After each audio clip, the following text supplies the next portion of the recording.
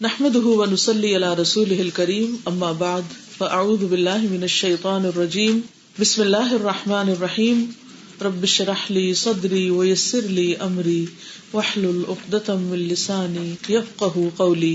الحديث الخامس، حدیث نمبر 5، من احدث في امرنا هذا ما ليس منه فهو رد. عن ام المؤمنين ام عبد الله عائشة رضی اللہ عنہا قالت قال رسول اللہ صلی اللہ علیہ وسلم من احدث فی امرنا هذا ما ليس منه فهو رد. رواہ البخاری و مسلم وفی روایت لمسلم من عمل عملا لیس علیہ امرنا فہو رد. لفظی ترجمہ: ان ام المؤمنین ام عبداللہ عائشہ رضی اللہ عنہا سے روایت ہے. قالت کہتی ہیں، قال رسول اللہ صلی اللہ علیہ وسلم، رسول اللہ صلی اللہ علیہ وسلم نے فرمایا، من جس نے احدث ایجاد کیا، فی امرنا ہمارے کام میں، ہمارے حکم میں، ھذا اس یعنی ہمارے دین میں، ما جو لیسا نہیں ہے، منہ اس میں سے یعنی جو دین کا حصہ نہیں ہے، فہوا پس وہ رد ہے، ریجیکٹڈ ہے. رواہ البخاری و مسلم، اسے بخاری اور مسلم نے روایت کیا ہے. وفی روایت اور ایک روایت میں لمسلم جو مسلم کی ہے، من جس نے عمل کیا، عملاً کوئی عمل، لیسا نہیں ہے، علیہ اس پر، امرنا ہمارا حکم، فہو رد پس وہ مردود ہے، ریجیکٹڈ ہے. اب اس حدیث کو عن ام المؤمنین ام عبداللہ عائشہ رضی اللہ عنہا قالت قال رسول اللہ صلی اللہ علیہ وسلم من احدث فی امرنا ھذا ما لیس منہ فہو رد. رواہ البخاری و مسلم وفی روایت لمسلم من عمل عملا لیس علیہ امرنا فہو رد. اب اس کی وضاحت دیکھتے ہیں. 40 نبوی کی یہ الحمدللہ 5ویں حدیث ہے جو اللہ کے فضل اور اللہ کی رحمت سے ہم یہاں تک پہنچے ہیں، اور اس پر ہم اللہ سبحانہ وتعالیٰ کے شکر گزار ہیں. جب انسان کسی نعمت کے ملنے پر شکر ادا کرتا ہے تو اللہ تعالیٰ اس نعمت میں اضافہ فرماتے ہیں. اور اگر ہم یہ کہیں کہ اوہ 6ٹھی سٹنگ ہے اور 5ویں حدیث، ابھی تک کیا پڑھا ہم نے، یا ابھی تو بہت کم پڑھا، تو یہ ایک طرح سے ناشکری ہوگی. ہر چیز اللہ کے اذن سے ہوتی ہے. اصل بات یہ ہے کہ انسان جو کچھ پڑھ رہا ہے اس کو سمجھے اور اس پر عمل کرے، اور اس سے اس کی سوچ اور اس کے طریقہ کار اور اعمال میں فرق آئے. اگر ہم 1 انچ بھی آگے بڑھ رہے ہیں تو یہ بھی اللہ کے فضل سے. اللہ تعالیٰ سے دعا ہے کہ اسے قبول کرے اور ہمارے اس وقت میں برکت ڈالے اور ہمارے اس علم کو ہماری آخرت کی نجات کا ذریعہ بنا دے. یہ پہلی حدیث ہے جو ایک خاتون نے روایت کی ہے. اس سے پہلے کی حدیث سب مرد صحابہ کی تھی. عن ام المؤمنین، ام المؤمنین سے روایت ہے. ام المؤمنین کون ہے؟ مومنوں کی ماں. رسول اللہ صلی اللہ علیہ وسلم کی جتنی بھی ازواج ہیں وہ سب ہماری مائیں ہیں. ان کو ماں کا درجہ دیا گیا ہے، اور اسلام میں ماں کا درجہ بہت بلند ہے. ماں کا احترام، ماں سے محبت لازم ہے. یہ ہمارے دین کا حصہ ہے. والد کے ساتھ بھی احسان کا معاملہ کرنا چاہیے، لیکن ماں کا درجہ پھر ماں کا درجہ ہے.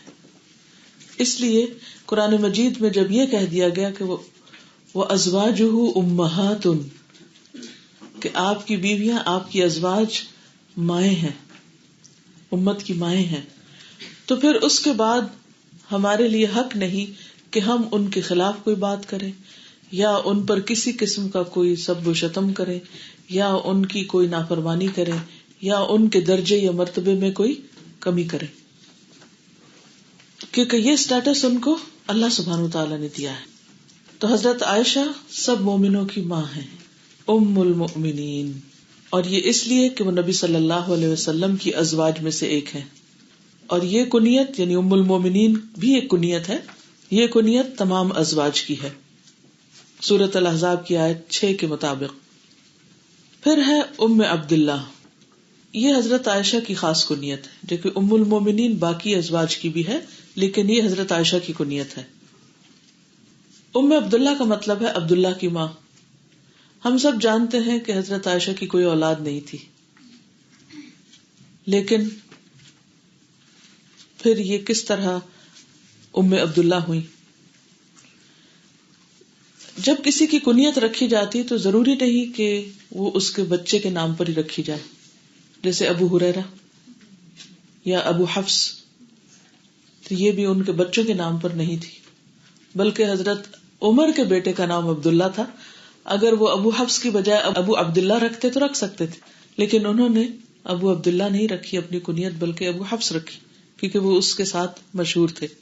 حضرت عائشہ رضی اللہ تعالی عنہا کا کوئی بچہ نہیں تھا، لیکن انہیں شوق تھا کہ وہ اپنی کوئی کنیت رکھیں.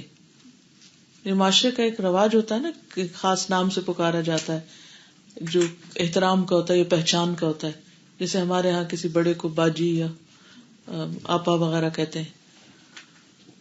تو حضرت عائشہ کہتی ہے، سلسلہ صحیحہ کی حدیث ہے کہ میں نے نبی صلی اللہ علیہ وسلم سے عرض کیا، یا رسول اللہ، میرے علاوہ آپ کی ہر بیوی کی کوئی نہ کوئی کنیت ہے.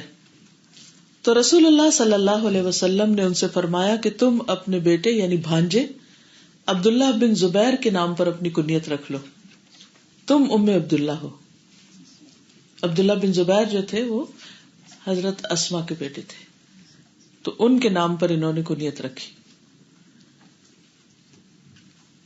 عائشہ، یہ ام المومنین ام عبداللہ کا نام ہے، ذاتی نام، اور یہ حضرت ابو بکر صدیق کی بیٹی ہیں. نبی صلی اللہ علیہ وسلم نے ان سے اس وقت نکاح کیا جب ان کی عمر کافی چھوٹی تھی، اور کہا یہ جاتا ہے کہ 9 سال کی عمر میں ان کی رخصتی ہوئی تھی. یہ عمر کے کم ہونے کے باوجود بہت میچور تھی. اسی وجہ سے ہم دیکھتے ہیں کہ انہوں نے نبی صلی اللہ علیہ وسلم سے وہ کچھ سیکھا جو باقی ازواج نے نہیں سیکھا، اور وہ کچھ روایت کیا جو باقیوں کے حصے میں نہیں آیا. تو اللہ سبحانہ وتعالیٰ کی مصلحت ہوتی ہے ہر کام کے پیچھے. اور ویسے بھی کوئی ان کا نکاح جبری نہیں تھا، کیونکہ بعض لوگ اس پر بڑا اعتراض کرتے ہیں کہ اتنی چھوٹی عمر میں کیوں نکاح کیا گیا. تو اس میں یہ ہے کہ اس میں اللہ تعالیٰ کی طرف سے ایک طرح سے حکم تھا یا اللہ کا اذن شامل تھا، کیونکہ نکاح سے پہلے حضرت عائشہ رضی اللہ تعالیٰ عنہ کو فرشتے نے ریشم میں لپیٹ کر خواب میں نبی صلی اللہ علیہ وسلم کو دکھایا تھا اور یہ بتایا تھا کہ یہ آپ کی بیوی ہوگی. تو بہرحال انہوں نے بہت کم عمری میں بہت سارا علم اکٹھا کیا، بہت ذہین تھی، بہت اپنے ڈر تھی، کانفیڈنٹ تھی، اور ہر قسم کے سوال بھی کر لیا کرتی تھی. یعنی علم حاصل کرنے میں ایک خاص کوالٹی جو طالب علم کے اندر ہونی چاہیے وہ ہے بے جھجک ہونا، حیا، احترام، ادب اپنی جگہ. لیکن جب اس قسم کا رویہ اختیار کیا جائے کہ انسان سوال نہ کرے یا اپنی کنفیوژن کو دور نہ کرے یا اپنی رائے کا اظہار نہ کرے، تو سیکھنے کا عمل کمزور پڑ جاتا ہے. اور استاد کو بھی چاہیے کہ وہ طالب علم کو اپنے دل کی بات کہنے کا موقع دے اور اس کو مائنڈ نہ کرے، کیونکہ اگر دونوں طرف سے رکاوٹ ہوگی، استاد بولنے نہیں دے گا یا سوال کو روکے گا یا طالب علم سوال نہیں کرے گا، تو وہ سیکھنے کا عمل کمزور ہو جائے گا.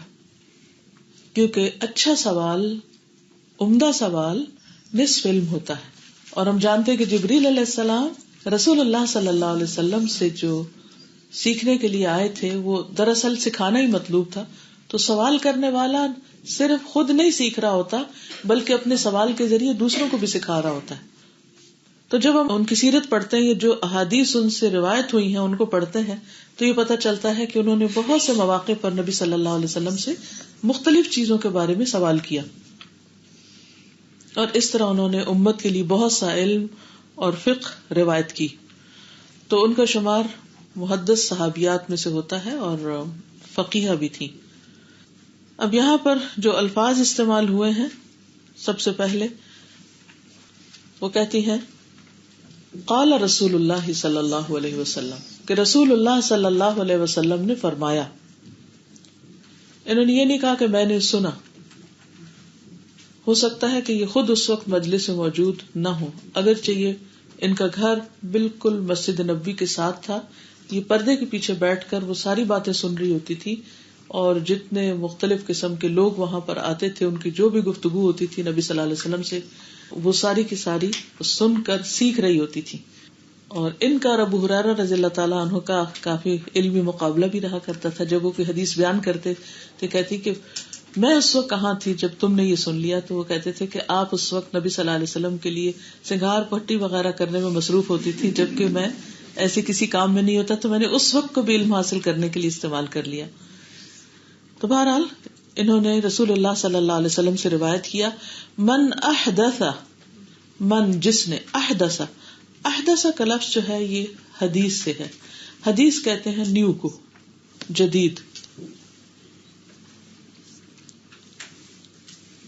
تو جس نے ایجاد کیا، یعنی نئی کوئی چیز پیدا کی، ایسی چیز جو پہلے نہیں تھی.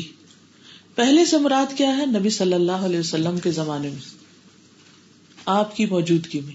کیونکہ جو کام آپ کی زندگی میں ہوئے، خواہ آپ نے خود کیے یا آپ نے بول کر بتائے، یا پھر آپ کی موجودگی میں کسی اور نے کیا اور آپ نے اس کو اپروو کیا یا خاموشی اختیار کر لی، چاہے وہ آپ نے خود براہ راست نہیں بھی دیے تو بھی وہ بدعت نہیں ہے، کیونکہ آپ نے ان کو اپروو کیا.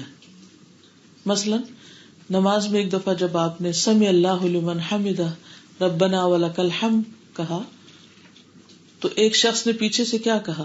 حمدن کثیرا طیبا مبارکا فیہ. اب یہ نبی صلی اللہ علیہ وسلم کے الفاظ نہیں تھے، بلکہ ایک شخص کے دل کی آواز تھی اور اس کے منہ سے بے اختیار یہ الفاظ نکلے. تو آپ نے دیکھا کہ 30 سے زائد فرشتے لپکے ہیں ان الفاظ کو اٹھانے کے لیے. تو آپ نے پوچھا بعد میں نماز سلام پھیرنے کے بعد کہ کس نے یہ بولا تھا؟ تو آپ نے اس کو پسند کیا اور بتایا کہ اتنا اللہ نے ان کلمات کو پسند کیا ہے. لیکن چونکہ وہ آپ کی موجودگی میں ہوئے تھے، آپ نے اس کو اپروو کیا تھا، اس لیے وہ بدعت نہیں ہے، وہ ایجاد نہیں ہوئے. تو ایجاد کیا چیز ہے دین میں؟ وہ جو آپ کی زندگی کے بعد، دین کے مکمل ہونے کے بعد لوگوں نے اختیار کیا. من احدث، جس نے ایجاد کی وہ چیز جو پہلے نہیں تھی، فی امرنا، ہمارے معاملے میں، یعنی ہمارے دین اور ہماری شریعت میں، ما لیس منہ، جو نہیں اس میں سے، یعنی جس کو اللہ اور اس کے رسول صلی اللہ علیہ وسلم نے مشروع نہیں کیا، بتایا نہیں، اپروو نہیں کیا. فہو رد، تو یہ کام پھیر دیا جائے گا. رد کرنے کا کیا مطلب ہوتا ہے؟ واپس کر دینا، اسی کو دے دیا جائے گا. انہوں نے اٹس ناٹ ایکسپٹیڈ، ریجیکٹ کر دیا جائے گا، لیا نہیں جائے گا، قبول نہیں کیا جائے گا، یعنی اس کا ثواب نہیں دیا جائے گا، بلکہ اس کو واپس لوٹا دیا جائے گا، پھیر دیا جائے گا. تردید، رد اور مردود، یہ سارے اسی سے ہی نکلے ہوئے الفاظ ہیں. کیونکہ اللہ سبحانہ وتعالیٰ قرآن مجید میں فرماتے ہیں وَمَا أُمِرُوا إِلَّا لِيَعْبُدُوا اللَّهَ مُخْلِصِينَ لَهُ الدِّينَ حُنَفَاءَ، اور انہیں اس کے سوا حکم نہیں دیا گیا کہ وہ اللہ کی عبادت کریں، اس حال میں کہ اس کے لیے دین کو خالص کرنے والے، ایک طرف ہونے والے، یعنی پورے اخلاص کے ساتھ، یکسوئی کے ساتھ. اور اسلام ایسا دین ہے کہ جو مکمل ہو گیا تھا. کب؟ نبی صلی اللہ علیہ وسلم پر. اور آپ کون تھے؟ خاتم النبیین، آخری نبی. اور آپ کے ساتھ ہی وحی کا سلسلہ منقطع ہو گیا، ختم ہو گیا. اب کسی کے پاس کوئی وحی نہیں آتی اور اس کے پاس کوئی اتھارٹی نہیں کہ اپنی مرضی سے دین میں کوئی چیز ایجاد کر لے یا کوئی نیا طریقہ رائج کر لے. قرآن مجید میں آتا ہے وَمَن يَبْتَغِ غَيْرَ الْإِسْلَامِ دِينًا، غیر الاسلام، اسلام کے علاوہ، کیونکہ اسلام تو وہی ہے جو محمد صلی اللہ علیہ وسلم پر نازل ہوا. تو اس کے علاوہ اگر کوئی اور چیز دین کے نام پر شروع کرے گا فلن يقبل منہ، تو ہرگز قبول نہیں کی جائے گی. وہو فی الآخرۃ من الخاسرین، اور وہ آخرت میں خسارہ اٹھانے والوں میں سے ہوگا، یعنی نقصان اٹھانے والوں میں سے. اور مسلم کی روایت میں کیا آ رہا ہے؟ جس نے کوئی سا بھی عمل کیا، کوئی بھی عمل جس میں ہمارا حکم نہیں ہے کہ ایسے کرو، اور وہ اس کو دین کے نام پہ کر رہا ہے، وہ مردود ہے، ریجیکٹڈ ہے. تو یہ مسلم کے الفاظ جو ہیں یہ زیادہ عام اور زیادہ شامل ہیں. یعنی جس نے کوئی بھی عمل کیا، کوئی ایسی عبادت یا عقیدے میں کوئی ایسی چیز ڈال دی جس پر اللہ اور اس کے رسول صلی اللہ علیہ وسلم کا حکم ہی نہیں کہ یہ کرو، انہوں نے بتایا ہی نہیں، فرمایا ہی نہیں، سکھایا ہی نہیں، خود کیا ہی نہیں، دکھایا ہی نہیں، تو وہ ریجیکٹڈ ہے، اس کا کوئی ثواب نہیں، بلکہ الٹا اس پر پکڑ بھی ہو سکتی ہے کہ تم نے اضافہ کیوں کیا، کیونکہ دین تو مکمل ہو گیا تھا. اللہ کے رسول صلی اللہ علیہ وسلم کوئی چیز بھولے نہیں، جو بھی چیز بندوں کے فائدے کی تھی وہ آپ دے کر گئے ہیں. اور دین میں کسی بھی چیز کا جب اپنی طرف سے اضافہ کر دیا جاتا ہے، اس کو دینی کام سمجھ کر کیا جاتا ہے، تو وہ انسانوں کے لیے بوجھ بن جاتا ہے، اور بعض اوقات جو اصل کام ہے ان سے پھیر دینے والا ہوتا ہے. یعنی ایسی نئی ایجاد کے لیے جو لفظ استعمال ہوتا ہے وہ بدعت کا ہوتا ہے. بدعت قرآن مجید میں آتا ہے نا، بدیع السماوات والارض، تو بدیع کا کیا معنی ہوتا ہے؟ نئے سرے سے بنانے والا، یعنی پہلے سے کوئی ڈیزائن نہیں تھا اس کا.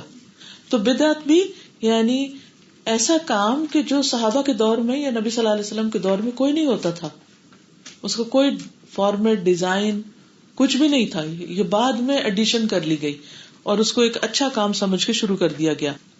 سورۃ مائدہ آیت 3 میں آتا ہے، الیوم اکملت لکم دینکم واتممت علیکم نعمتی ورضیت لکم الاسلام دینا.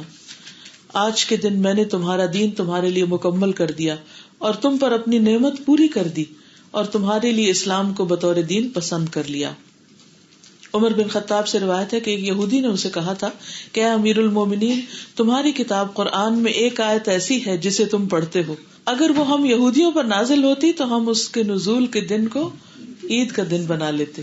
یعنی اتنی بڑی سعادت ہے اس امت کی کہ اللہ نے ان کے پاس ایسا نبی بھیجا جس نے دین کی ہر چیز کو پورا پورا انہیں دے دیا، کچھ بھی نہیں چھوڑا اور دین مکمل کر لیا.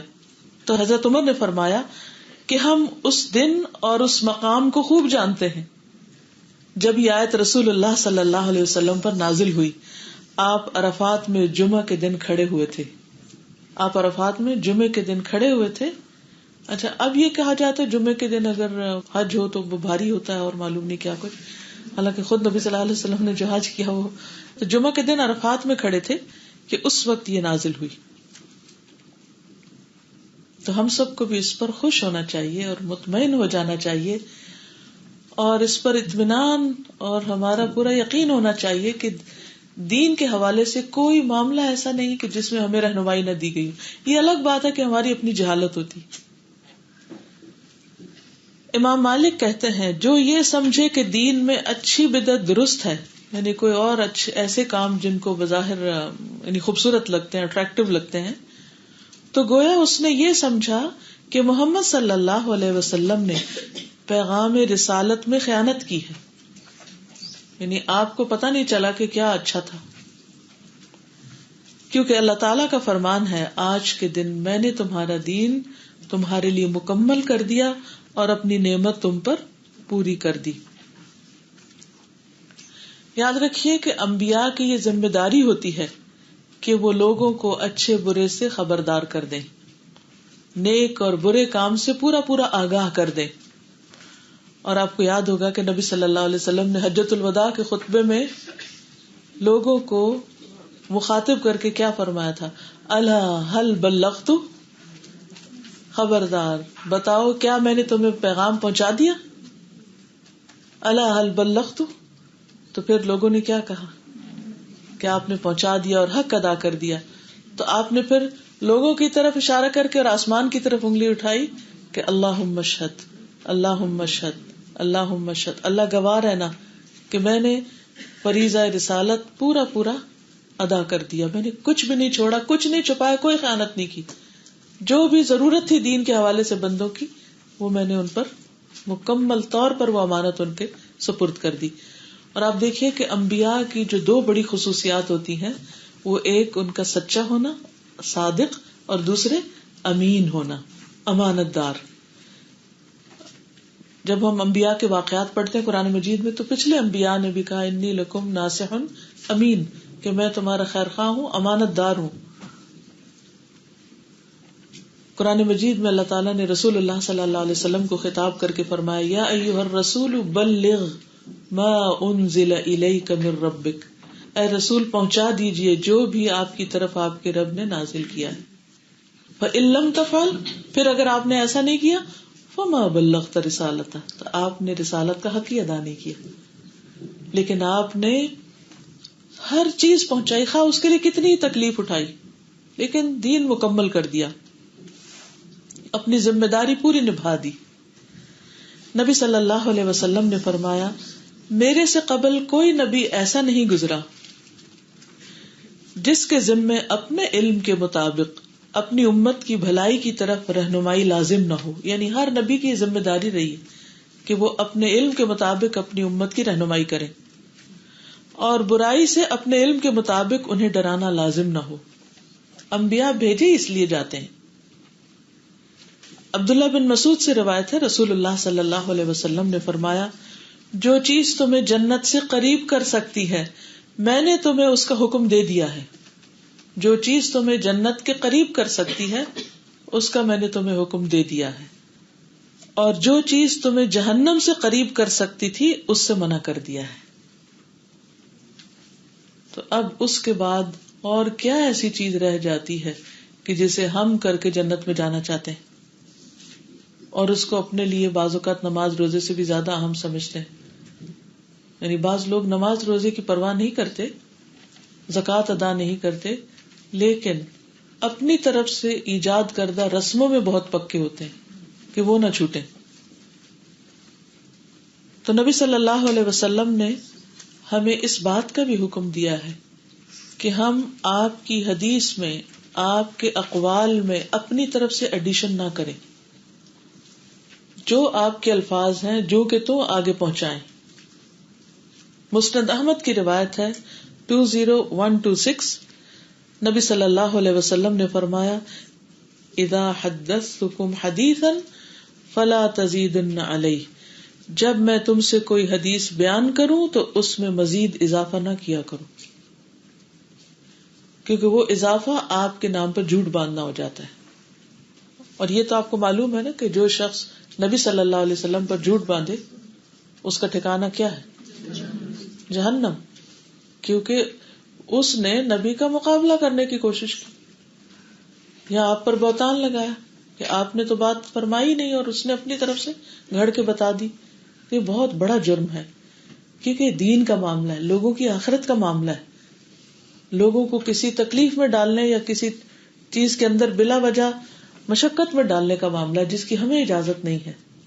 حدیث برا بن عازب کی روایت ہے، صحیح بخاری کی ہے 247، کہتے ہیں کہ نبی صلی اللہ علیہ وسلم نے فرمایا جب تم اپنے بستر پر آؤ تو اسی طرح وضو کرو جس طرح نماز کے لیے کرتے ہو، پھر دانی کروٹ پر لیٹ کر یوں کہو اے اللہ میں نے اپنا چہرہ تیری طرف جھکا دیا، اپنا معاملہ تیرے سپرد کر دیا، میں نے تیرے ثواب کی توقع اور تیرے عذاب کے ڈر سے تجھے ہی پشت پناہ بنا لیا، تیرے سوا کہیں پناہ اور نجات کی جگہ نہیں. اے اللہ جو کتاب تو نے نازل کی میں اس پر ایمان لایا، جو نبی تو نے بھیجا میں اس پر ایمان لایا.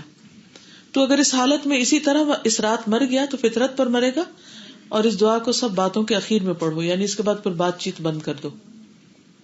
برا کہتے ہیں میں نے رسول اللہ صلی اللہ علیہ وسلم کے سامنے اس دعا کو دوبارہ پڑھا. یعنی اس سے یہ بھی پتہ چلتا ہے کہ صحابہ حضور صلی اللہ علیہ وسلم کو واپس سنایا بھی کرتے تھے. تو وہ جب دعا کے اس حصے میں پہنچے اللہم آمنت بکتابک الذی انزلت، تو میں نے ورسولک کہہ دیا. آپ نے فرمایا نہیں، وَنَبِيِّكَ الَّذِي أَرْسَلْتَ، کیونکہ آپ نے یہاں لفظ نبی استعمال کیا تھا. آخر میں آتا نا آمنت بکتابک الذی انزلت ونبیک الذی ارسلت، تو صحابی نے وہاں رسولک الذی ارسلت کہہ دی، تو آپ نے فرمایا نہیں، واپس کہو ونبیک الذی ارسلت، لفظ چینج مت کرو، وہی لفظ استعمال کرو جو سکھائے گئے. الا یہ کہ آپ نے خود کسی موقع پر کسی بات کو ایک یا دو انداز میں فرمایا ہو تو وہ وسعت آپ کی طرف سے ہو تو پھر ہم بھی اس کو کر سکتے ہیں، ورنہ جو مسنون دعائیں ہیں ان میں بھی اپنی مرضی سے الفاظ ایڈ نہیں کرنے چاہیے، ان کو بڑھانا نہیں چاہیے. جیسے عام طور پر آذان کے بعد کی دعا میں لوگوں نے اپنے پاس سے کچھ ایڈیشن کی ہوئی ہے، تو وہ بھی درست نہیں ہے، کیونکہ ہمارے پاس اتھارٹی نہیں ہے کہ ہم اپنی طرف سے لوگوں کو دین دینا شروع کر دیں، ہماری کوئی اتھارٹی نہیں اس پہ. پھر اسی طرح صحیح ترغیب و ترہیب کی ایک اور روایت ہے، نبی صلی اللہ علیہ وسلم نے فرمایا میں نے تمہیں سفید روشن دین پہ چھوڑا ہے، یعنی دین اتنا واضح ہے، اتنا کلیئر ہے، اتنا آسان، سمجھنے کے لیے اتنا آسان ہے کہ جس کی رات بھی دن کی طرح ہے. یعنی دین میں وہ چیزیں بھی کہ جو مشکل ہیں وہ بھی بالکل واضح اور روشن اور عیاں ہیں. اب وہی کجروی اختیار کرے گا، یعنی وہی ٹیڑھا چلے گا جو ہلاک ہونے والا ہے، یعنی وہ اپنی مرضی سے اس میں چیزیں داخل کر لے گا. تو ہم سب کے لیے کیا لازم ہے کہ اس معاملے میں بہت احتیاط برتیں، چیزوں کو یا دین کے احکامات کو، آپ کی سکھائی ہوئی باتوں کو اسی طرح لیں جیسے آپ نے ہمیں دیا ہے، اور ان میں اپنی مرضی سے اپنی منمانی طریقے سے تبدیلی نہ کریں، خواہ وہ بظاہر دیکھنے میں کتنی ہی خوشنما نظر آتی ہوں. اور اس میں ہر طرح کی تبدیلی سے بچنے کی ضرورت ہے. نبی صلی اللہ علیہ وسلم نے فرمایا جو شخص تم میں سے میرے بعد زندہ رہے گا تو ان قریب وہ بہت زیادہ اختلافات دیکھے گا. اور یہ سچ ہے نا. بس تم پر لازم ہے کہ تم میری سنت اور خلفائے راشدین میں جو ہدایت یافتہ ہیں ان کی سنت کو پکڑے رہو. خلفائے راشدین جو ہدایت یافتہ ہیں، راشدین کہا ہی ان کو اس لیے جاتا ہے، اور اسے ڈاڑھوں سے مضبوط پکڑو، یعنی بہت زبردست طریقے سے پکڑ کے رکھو، اور دین میں نئے امور نکالنے سے بچتے رہو. وَإِيَّاكُمْ وَمُحْدَثَاتِ الْأُمُورِ، نئی نئی باتیں ایجاد کرنے سے رک جاؤ.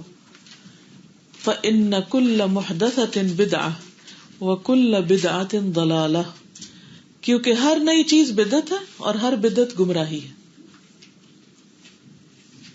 بظاہر دیکھنے میں اچھی بھی لگے لیکن وہ انسان کو اصل سے ہٹا دیتی. کیوں؟ کیونکہ بدعت کے اختیار کرنے میں بھی انسان کا ٹائم، انرجی اور اس کے وسائل استعمال ہوتے ہیں. جب انسان کے وسائل اس چیز میں لگنے لگتے ہیں جو ہم پر لازم ہی نہیں، تو اس کا پھر نقصان کیا ہوتا ہے؟ وہ چیز چھٹ جاتی ہے جو ہمیں کرنی چاہیے. اگر ہم چھوٹی سی بھی بدعت لاتے ہیں نا تو اس کے بدلے کوئی نہ کوئی سنت ختم ہو جاتی. البدعۃ تمیت السنہ، بدعت کے آنے سے سنت رخصت ہو جاتی، انسان اصل کاموں سے ہٹ جاتا ہے، کیونکہ وقت تو اتنا ہی ہے نا ہمارے پاس. تو ہمارے تو فرائض ہی پورے مشکل سے ہوتے ہیں، اس بات کا کہاں احتمال کر سکتے ہیں، متحمل ہو سکتے ہیں کہ ہم وہ کرنے لگے جو کہا ہی نہیں گیا. وہ تو پورا کریں جو کہا گیا، اس کو تو کریں. ٹھیک ہے نا. پھر اسی طرح مسند احمد کی روایت ہے، میں یہ مختلف روایات اس لیے لا رہی ہوں، تھوڑے تھوڑے فرق کے ساتھ ہیں تاکہ آپ کے پاس سارا اس موضوع پر جو بھی کچھ کہا گیا ہے اچھی طرح واضح ہو جائے، اور پھر ریپیٹیشن سے تاکید بھی ہو جاتی ہے، بات زیادہ سمجھ بھی آتی. رسول اللہ صلی اللہ علیہ وسلم نے فرمایا میرے بعد حکومت کی باغ دوڑ کچھ ایسے لوگوں کے ہاتھ بھی آئے گی جو سنت کو مٹا دیں گے، یعنی وہ ہوں گے نبی صلی اللہ علیہ وسلم کی امت میں سے ہی، لیکن وہ سنت کو دور ختم کر دیں گے اور بدعت کو فروغ دیں گے اور نماز کو اس کے مقرر وقت سے ہٹا دیں گے. یعنی حتیٰ کہ جو فرائض ہیں ان کے اندر بھی وہ ٹائم میں تبدیلی کر دیں گے. ابن عمر کا قول ہے، کہتے ہیں کل بدعت ضلالہ وان رآها الناس حسنہ، ہر بدعت گمراہی ہے اگرچہ لوگ اسے نیکی سمجھے. اس کی وجہ یہ ہے کہ بدعت اصل میں نیکی سمجھ کر ہی کی جاتی ہے. ٹھیک ہے نا. ایک ہوتا گناہ کا کام جو بالکل واضح. اگلی حدیث میں آپ دیکھیں گے حلال واضح حرام واضح, ان کے بیچ میں کچھ مشتبہ امور ہیں. تو جب ہمیں پتہ چل جاتا ہے یہ چیز حرام ہے, یہ گناہ ہے, اس سے روکا گیا ہے, تو ہم پھر اس سے رکنے لگتے ہیں, یا ایٹ لیسٹ عہد کرتے ہیں کہ بھی ہم نے نہیں کرنا. سب کو پتا ہے جھوٹ غلط ہے, جھوٹ منع ہے, یہ غیبت نہیں کرنی چاہیے. اگر کوئی کر بھی بیٹھتا ہے تو وہ اپنے آپ کو کوستا ہے کہ میں نے کیوں اپنے منہ سے ایسا لفظ نکالا, مجھے نہیں کرنا چاہیے تھا. لیکن بدعت کی مشکل یہ ہے کہ لوگ اس کو گناہ سمجھ کے نہیں کرتے, وہ نیکی سمجھ کے کرتے ہیں, حالانکہ اس کا حکم دیا نہیں گیا ہوتا, اور ریکمینڈیڈ نہیں ہوتی, وہ ایجاد شدہ ہوتی ہے, بعد میں ایک نیا طریقہ نکالا گیا ہوتا ہے. تو اس لیے پھر اس کو کرنے میں لوگ برا بھی نہیں مانتے, وہ سمجھتے اس میں حرج کیا ہے, لوگ اتنے اٹریکٹ ہوتے ہیں, ان کو اتنا اچھا لگتا ہے, اور اس طرح وہ دین کی طرف آ جاتے ہیں. کیا اللہ کے رسول صلی اللہ علیہ وسلم بھول گئے تھے اس طریقے کو کہ یہ زیادہ خوبصورت طریقہ ہے جس سے لوگ دین کی طرف آئیں گے؟ انہوں نے آخر کیوں نہ کیا؟ وہ انہیں نہیں پتا تھا جن کے پاس جبریل آتے تھے, آسمان سے خبریں آتی تھی, انہیں یہ خبر نہ دی گئی, ان سے مس ہو گئی, اور ہمیں پتا چل گئی, ہم زیادہ عقل مند ہیں ان سے, اور ان سے آگے بڑھ رہے ہیں. قرآن مجید میں سورۃ الحجرات میں ہمیں خاص طور پر منع کر دیا گیا اس بات سے کہ ہم اللہ اور اس کے رسول صلی اللہ علیہ وسلم سے آگے بڑھیں. سورۃ الحجرات کی جو شروع کی آیات ہیں وہ خاص طور پر قابل, جو ایمان لائے ہو اللہ اور اس کے رسول سے آگے مت بڑھو. آگے بڑھنے میں کیا آتا ہے کہ جہاں تک جو کچھ انہوں نے دیا ہے بس وہی لے لو, وہی رک جاؤ. یعنی دین میں نئی نئی چیزیں ایجاد مت کرو, ان سے آگے مت نکلو کہ وہ انہوں نے نہیں دیا اور تم خود دینے لگ گئے. واتقوا اللہ, اور اللہ سے ڈرو, ان اللہ سمیع علیم, بے شک اللہ سننے والا ہے, جاننے والا ہے. یا ایھا الذین آمنوا لا ترفعوا اصواتکم فوق صوت النبی, اے لوگو نبی صلی اللہ علیہ وسلم کی آواز سے اپنی آواز بلند نہ کرو, یعنی ان کی بات سے اوپر اپنی بات مت لے جاؤ, خواہ وہ وائس کے ذریعے کیوں نہ ہو. ولا تجہروا لہ بالقول کجہر بعضکم لبعض, اور ان کو اس طرح مت آوازیں دو جیسے تم آپس میں ایک دوسرے کو دیتے ہو. ان تحبط اعمالکم, کہیں ایسا نہ ہو کہ تمہارے اعمال ضائع ہو جائیں, تمہارے صدقات, جہاد, فرائض, سنت, وہ سب کچھ پانی میں نہ مل جائے, سب بہہ نہ جائے. وانتم لا تشعرون, اور تمہیں شعور بھی نہ ہو, پتہ بھی نہ چلے, احساس بھی نہ ہو, تمہیں خیال بھی نہ آئے کہ تم اپنا سب کچھ لٹا بیٹھے ہو. کیونکہ یہ نبی صلی اللہ علیہ وسلم کے حق میں کمی ہے, ان کے ادب اور احترام کے خلاف ہے کہ اس دین پر ہم راضی نہ, اس سے آگے چیزیں کرنا شروع کر دیں جو آپ نے کی ہی نہیں اور نہ بتائی ہم کو. فرمایا ان الذین یغضون اصواتهم عند رسول اللہ, جو لوگ رسول اللہ صلی اللہ علیہ وسلم کے پاس اپنی آوازیں پست رکھتے ہیں, یعنی ادب احترام کا معاملہ کرتے ہیں, اولئک الذین امتحن اللہ قلوبهم للتقوی, ایسے ہی لوگوں کے دلوں کو اللہ نے تقوی کے لیے جانچ لیا, یعنی اس میں ٹیسٹ کر لیا کہ تقوی ہے کہ نہیں, تو تقوی تھا تو تبھی ان کے اندر ادب اور احترام, اور آپ سے آپ کا اتباع کرنے والے تھے, پیچھے رہنے والے تھے, پست ہو کے رہنے والے تھے, حتیٰ کہ آوازوں میں بھی. لہم مغفرۃ و اجر عظیم, ان کے لیے بخشش اور اجر عظیم ہے.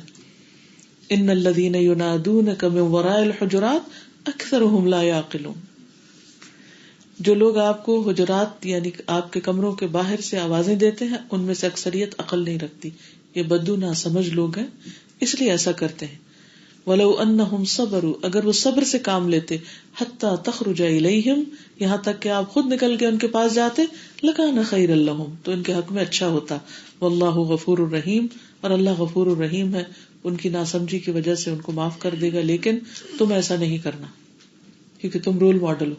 تو جو صحابہ تھے, جو نبی صلی اللہ علیہ وسلم کے آس پاس لوگ رہتے تھے, اسی لیے ان کو ہمارے لیے ایک رہنما کا درجہ دیا گیا, اور اصل دین وہی ہے جس پر صحابہ تھے, ما انا علیہ و اصحابی. تو بدعت جو ہے یا دین میں نئی نکالی ہوئی چیز دراصل نبی صلی اللہ علیہ وسلم کے احترام میں کمی ہے, ان سے آگے بڑھنا ہے. اس کو تھوڑا سا ایک مثال سے سمجھیے کہ مثلاً آپ کسی کو کوئی میسج دیتے ہیں, جاؤ میری طرف سے فلاں کو یہ بات کہہ دو, اور وہ اس میں ایک دو اپنی طرف سے لگا لے تو آپ کو کیسا لگے گا؟ ہاں وہ بڑی اچھی بات ہے لیکن آپ نے نہ کہی. سوچئے ذرا, کبھی ہوا آپ کے ساتھ ایسے کہ آپ نے کبھی کسی کو کوئی میسج دے کے بھیجا ہو, مثلاً کسی کو یہ کہا کہ تم ٹھہرو میں آ رہی ہوں, تو وہ جا کے کہے اس نے کہا ہے ٹھہرو میں آ رہی ہوں اور کھانا بھی لا رہی ہوں. اور جب آپ پہنچتے ہیں اور کھانا نہیں ہوتا تو دوسرا کیا کہے گا, کھانا کدھر ہے؟ تو اس نے کہا تھا کھانا لا رہی ہوں. تو اچھا میں نے تو نہیں کہا تھا, وہی لڑائی جھگڑا ہو جائے گا. آپ کو غصہ آئے گا یا نہیں؟ اور ہو سکتا ہے آپ کا اپنا بچہ ہی ہو تو آپ اس کو ایک بھی لگا دیں کہ میں نے کب کہا تھا تمہیں, تم نے اپنے پاس سے کیوں بات جوڑی. حالانکہ یہ آپ کے حق میں ایک بڑی اچھی بات تھی کہ آپ اتنے سخی ہیں کہ آپ آ بھی رہے ہیں اور ساتھ کچھ لا بھی رہے ہیں, لیکن اس وقت یہ بات فائدے کی نہیں بلکہ الٹا نقصان کی ہے کیونکہ آپ وہ کر نہیں رہے تھے. ٹھیک ہے نا. تو جو کام نبی صلی اللہ علیہ وسلم نے نہیں کیے, جو کام صحابہ کرام نے نہیں کیے, ان کو کرنا اور اپنے پاس سے چیزیں لگا لینا اور دین کے نام پر ان کو کرنا یہ درست نہیں. یہاں ایک چیز خاص طور پر یاد رکھیے کہ جس چیز میں ممانعت ہے وہ عقیدہ اور عبادت ہے. عام روزمرہ زندگی کے جو معاملات ہیں اس میں ہمیں رخصت دی گئی ہے, اور نبی صلی اللہ علیہ وسلم فرمائے انتم عالم بامور دنیاکم, جو دنیا کے امور ہیں ان میں نئی ایجادات سے کام لینا بدعت نہیں ہے. ٹھیک ہے, مثلاً آپ گاڑی کا ہر سال ماڈل بدلے, یہ بدعت نہیں ہے کیونکہ یہ آپ کا دنیاوی معاملہ ہے, دین کا معاملہ نہیں ہے, اس کا دین سے کوئی تعلق نہیں ہے. آپ افورڈ کر سکتے ہیں, ٹھیک ہے, آپ اپنی سہولت کے لیے آپ لے رہے ہیں, اگرچہ اس میں بھی اعتدال کرنا چاہیے لیکن وہ بدعت میں نہیں آتا. وہ اسراف میں آ سکتا ہے کہ بلا ضرورت آپ یہی کام کیے چلے جا رہے ہیں, لیکن وہ بدعت میں نہیں آئے گا. ٹھیک. اسی طرح آپ کسی کی شادی پر اس کو کوئی تحفہ دیتے ہیں, آپ اس کو برتن دیتے ہیں یا کپڑا دیتے ہیں یا کچھ اور دیتے ہیں, تو یہ دنیاوی معاملہ ہے. آپ کو زیادہ پتا ہے کہ اس کو برتن چاہیے کہ کپڑا چاہیے, تو اس اصول پر عمل کرتے ہوئے, اور یہ بات آپ نے کب فرمائی تھی جب ایک مرتبہ کھجوروں کو پیوند لگانے سے آپ نے روک دیا تو کھجوریں اس طرح پیداوار نہیں ہوئی, تو آپ نے پوچھا یہ کیا ہوا, تو لوگوں نے کہا آپ نے منع کیا تھا. تو نے کہا کہ نہیں, انتم عالم بامور دنیاکم, یعنی دنیاوی امور میں نئی نئی ایجادات, انوینشنز مسلمانوں نے سب سے زیادہ کی. آغاز میں جب نبی صلی اللہ علیہ وسلم کے بعد کے ادوار آئے تو کسی نے ان پر رد نہیں کیا, کسی نے نہیں روکا. تو دنیاوی معاملات میں ایجادات منع نہیں ہے, کریٹو آئیڈیاز, نئی نئی چیزیں, لیکن دین کے معاملے میں اجازت نہیں ہے. دین کے نام پر ایسا کام نہیں کیا جا سکتا. تو یہ ایک کرائیٹیریا ہے. اس طرح عقیدے میں, مثلا عقیدے میں آپ نے حدیث جبریل پڑھی کہ اسلام کیا ہے یا ایمان کیا ہے, اب آپ اس میں اپنی طرف سے ایک دو چیزوں کا اضافہ کر دیں کہ آپ نے نماز, روزہ, حج, زکات, شہادتین کے بعد 4 کرنے کے کام بتائے, آپ اس میں ایک اور بھی ڈال لیں, تو یہ کیا ہوگا؟ بدعت ہوگی, کیونکہ آپ نے تو نہیں بتایا. پھر اسی طرح ایمان کی جو ہے تفصیل, تو آپ کہیں کہ وہ ملائکہ ہے نا, تو میرا خیال ہے جن بھی کچھ اسی قسم کی چیز ہے, ہم یہ بھی لگا لیتے ہیں وہ, یعنی جو اللہ نے جن پیدا کیے میں ان پہ بھی ایمان لاتا ہوں. بھی کہا ہی نہیں گیا کہ آپ جنوں پہ ایمان لائیں, یا اسی طرح کوئی اور اپنی مرضی سے چیز شامل کر لیں ایمان کی تفصیل میں, تو اس کی اجازت نہیں ہے آپ کو. جہاں روکا گیا وہیں رک جاؤ. اسی طرح عبادات میں 5 نمازیں ہیں تو 5 ہی ہیں فرض, 6 نہیں آپ کر سکتے. تو انشاءاللہ میں آگے تفصیل سے جاؤں گی کہ کس کس طریقے پر بدعت ہوتی ہے, مثلا عقائد اور عبادات میں, مثلا ٹائم کے اعتبار سے یا کائنڈ کے اعتبار سے یا ریزن کے اعتبار سے. انشاءاللہ تھوڑی ڈیٹیل اور آگے جائے گی. فی الحال میں نبی صلی اللہ علیہ وسلم ہی کی جو اس معاملے میں وضاحت ہے وہ آپ کے سامنے رکھوں گی. صحیح مسلم میں آتا ہے, حذیفہ بن یمان کہتے ہیں نبی صلی اللہ علیہ وسلم نے فرمایا, میرے بعد ایک قوم یا مختلف حکمران ہوں گے جو میری سنت پر عمل نہیں کریں گے اور میری سیرت کے علاوہ کوئی اور سیرت اختیار کریں گے, یعنی میرے طریقوں سے ہٹ جائیں گے. تو ان کے بعض امور کو اچھا سمجھے گا اور بعض کو برا سمجھے گا. یعنی یہ ہونے والا ہے کہ وہ نبی صلی اللہ علیہ وسلم کی سنت یا طریقے سے ڈیویٹ ہو جائیں گے, ہٹ جائیں گے, اور وہ اس وقت رولنگ پوزیشن میں ہوں گے. اور یہ تمہارے سامنے ہی ہو جائے گا. یعنی صحابہ کے دور میں ہی ایسے کام شروع ہو جائیں گے. اصل بات یہ ہے کہ یہ بدعات جو ہوتی ہے شیطان کی طرف سے ہوتی, اور شیطان بڑا چالاک دشمن ہے. وہ ہر انسان کے پاس اس کی ویکنس کے ذریعے اندر آتا ہے. مثلاً جس شخص کے دل میں دنیا کی محبت ہے تو وہ اس کو اس کے طریقے سے پسلائے گا. جس کے دل میں اللہ تعالیٰ کی محبت ہے, رسول اللہ صلی اللہ علیہ وسلم کی محبت ہے, دین کی محبت ہے, تو وہ اس کو اس ذریعے سے چکما دے گا. وہاں کوئی ایسا کام کروا دے گا کہ جس سے کیے کرائے پہ پانی پھر جائے. مثلاً آپ ہر وقت نیت کے بارے میں کانشیس رہتے ہیں یا سنت کی پیروی کے بارے میں کانشیس رہتے ہیں. ایک دنیا دار انسان کو ان دو باتوں سے کوئی غرض نہیں. اگر آپ اسے اخلاص اور اتباع کی بات کریں گے تو کہیں گے کیا کہہ رہے ہو تم, یہ کیا ہوتا ہے. لیکن ان کو کہیں اور دھوکہ دیا ہوا, کسی اور چیز میں الجھایا ہوا شیطان نے. تو ہر ایک کو اس کے کام کے حوالے سے. اب مثلاً آپ دیکھیں کہ عموماً کمپٹیشن کن کے بیچ میں ہوتا ہے, یا کسی رشتے کی بنا پر ہوتا ہے, یا کسی ایک ایج گروپ میں ہونے کی وجہ سے ہوتا ہے, یا کسی ایک خاص کام پر جو لوگ کام کر رہے ہوتے ہیں اس میں ہوتا ہے. ایک ٹائم کے جو اسکالرز ہوتے ہیں, تو عربی میں کہا جاتا ہے المعاصرۃ سبب المنافرہ. جو معاصرت ہوتی ہے یعنی کنٹمپریریز جو ہوتے ہیں ان کے اندر نفرتیں ہوتی ہیں آپس میں, وہ ایک دوسرے کو. لیکن جو پاسٹ کے لوگ ہوتے ہیں ان کی بڑی تعریف کر رہے ہوتے ہیں, ہمارے بزرگ ایسے تھے اور ہمارے بڑے ایسے تھے. حالانکہ وہ بزرگ بھی ایک وقت کے عام انسان ہی تھے, لیکن جو چلا جاتا ہے وہ بڑا ہو جاتا ہے, جو اپنے دور میں ہوتا ہے وہ چھوٹا ہی لگتا ہے, اس کی لوگ عموماً قدر نہیں کرتے. تو بدعت جو ہے یہ دراصل ایسی چیز ہے کہ جو شیطان اس طریقے پر انسان کے سامنے خوشنما بنا کے پیش کر دیتا ہے کہ زین لہم الشیطان اعمالہم فصدہم عن السبیل, اور اصل راستے سے ان کو روک دیتا ہے. یعنی کرنے کے کام بھلوا دیتا ہے, فریضہ بھلوا دیتا ہے, سنت بھلوا دیتا ہے, اور جو دین میں چیزیں ہیں نہیں ان کے اوپر ساری محنت لگوا دیتا ہے. اور اس طرح انسان پھر درجات میں پیچھے رہ جاتا ہے, بلکہ بعض اوقات پکڑ بھی ہو جاتی ہے اس کی. رسول اللہ صلی اللہ علیہ وسلم نے فرمایا, یہ بھی صحیح مسلم کی حدیث 188, فرمایا مجھ سے پہلے جس امت میں نبی بھیجا گیا اس کی امت میں سے اس کے حواری اور صحابی بھی ہوئے ہیں, یعنی ان کے بھی ساتھی تھے جو اس کی سنت پر چلنے والے اور اس کے حکم کی پیروی کرنے والے تھے. لیکن ان صحابیوں کے بعد کچھ لوگ ایسے پیدا ہوئے, یعنی پچھلی امتوں میں بھی, جو وہ کہتے تھے جو خود نہیں کرتے تھے. کہتے کچھ تھے, کرتے کچھ تھے, اور وہ کرتے تھے جس کا انہیں حکم نہیں دیا گیا تھا. یعنی دو طرح کی خرابی, ایک قول اور فعل میں تضاد, اور ایک وہ کام شروع کر دیے جن کا حکم ملا ہی نہیں, جو سکھایا ہی نہیں گیا. جس شخص نے ہاتھ سے ان مخالفین کا مقابلہ کیا وہ بھی مومن تھا, جس نے زبان سے مقابلہ کیا وہ بھی مومن تھا, جس نے زبان سے جہاد کیا وہ بھی مومن تھا. اس کے علاوہ رائی کے دانے برابر بھی ایمان نہیں رہتا, کیونکہ دین میں ایڈیشنز جو ہیں یہ دین کا حلیہ خراب کر دیتی ہیں.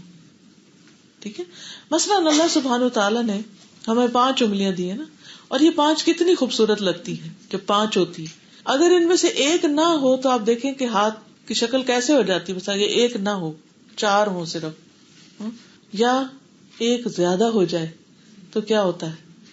تو دین میں بھی گھٹانا اور بڑھانا اپنی مرضی سے وہ دین کو خوبصورت نہیں رہنے دیتا. شیطان خوبصورت بنا کے دکھاتا ہے, زین لہم الشیطان اعمالہم, لیکن اس کا مقصد ہوتا ہے کہ اللہ کے راستے پہ جانے سے رک جائے. دیکھیں جنت میں کوئی شخص نہیں جا سکتا جب تک کہ وہ پل صراط سے نہ گزرے, ہے نا. تو ایک پل صراط ہے آخرت میں, وہ ام منکم الا واردھا, تم میں سے ہر شخص اس پہ وارد ہونے والا ہے. اور ایک پل صراط ہے دنیا میں, یہ جو صراط مستقیم ہے نا, اس میں بھی وہ اتنا تھن ہے, اتنی فائن لائن ہے, اور اتنا شارپ ہے کہ اس پہ چلنا بھی بہت احتیاط کا تقاضا کرتا ہے.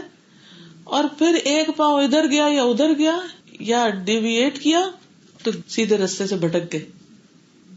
تو اس میں انسان کو بہت کانشیس رہنے کی ضرورت ہے. کچھ نفس کی چالیں ہوتی ہیں, کچھ شیطان کی چالیں ہوتی ہیں, کچھ معاشرے کے اثرات ہوتے ہیں, کچھ چیزیں انسان جلد بازی میں کر لیتا ہے کہ اچھا وہ فلاں یہ کام کر اور بہت آگے نکلا تو میں بھی کیوں نہ کر لوں. تو اس طرح اصل سے ہٹ جاتا ہے. تو بہت محتاط ہونے کی ضرورت ہے. جب ایسی کوئی چیز سامنے آئے تو انسان کہے میرے لیے کافی ہے وہ جو نبی صلی اللہ علیہ وسلم نے چھوڑا ہے. اس سے زیادہ اگر وقتی طور پر خوشنما بھی ہے اور اس سے بڑا فائدہ بھی نظر آ رہا ہے, لیکن الٹیمیٹلی وہ فرائض سے غافل کر دینے والا ہے. کیونکہ جس چیز پر نفس خوش ہونے لگ جاتا ہے نا, نفس راضی ہو جاتا ہے, تو پھر انسان اس میں زیادہ لذت محسوس کرتا ہے, پھر اسی طرح کے کاموں کے پیچھے تو جاتا ہے. لیکن جب کہا جائے کہ نماز میں ذرا خشوع و خضوع اختیار کرو, ذرا گھنٹہ لگاؤ, تو اس میں نفس نہیں راضی ہوتا, کیونکہ نفس بگڑ چکا ہے, وہ اور چیزوں کا زیادہ عادی ہو گیا, تو اصل سے ہٹ گیا. تو یہ حدیث جو ہے یہ بہت ہی اہم حدیثوں میں سے ہے, یہ اسلام کے اصولوں میں سے ہے. جیسے احمد بن حنبل کا قول بتایا گیا تھا نا کہ 3 حدیثیں جو ہیں یہ دین کا ایک اصل الاصول ہے, جس میں ایک نیت کے بارے میں, دوسری بدعت کے بارے میں. نیت جو ہے وہ اخلاص سے تعلق رکھتی ہے, اگر اس سے اپوزٹ کوئی جاتا ہے تو انسان کا عمل قبول نہیں ہوتا, خواہ ظاہر میں کتنا ہی اچھا کام کر رہا ہو.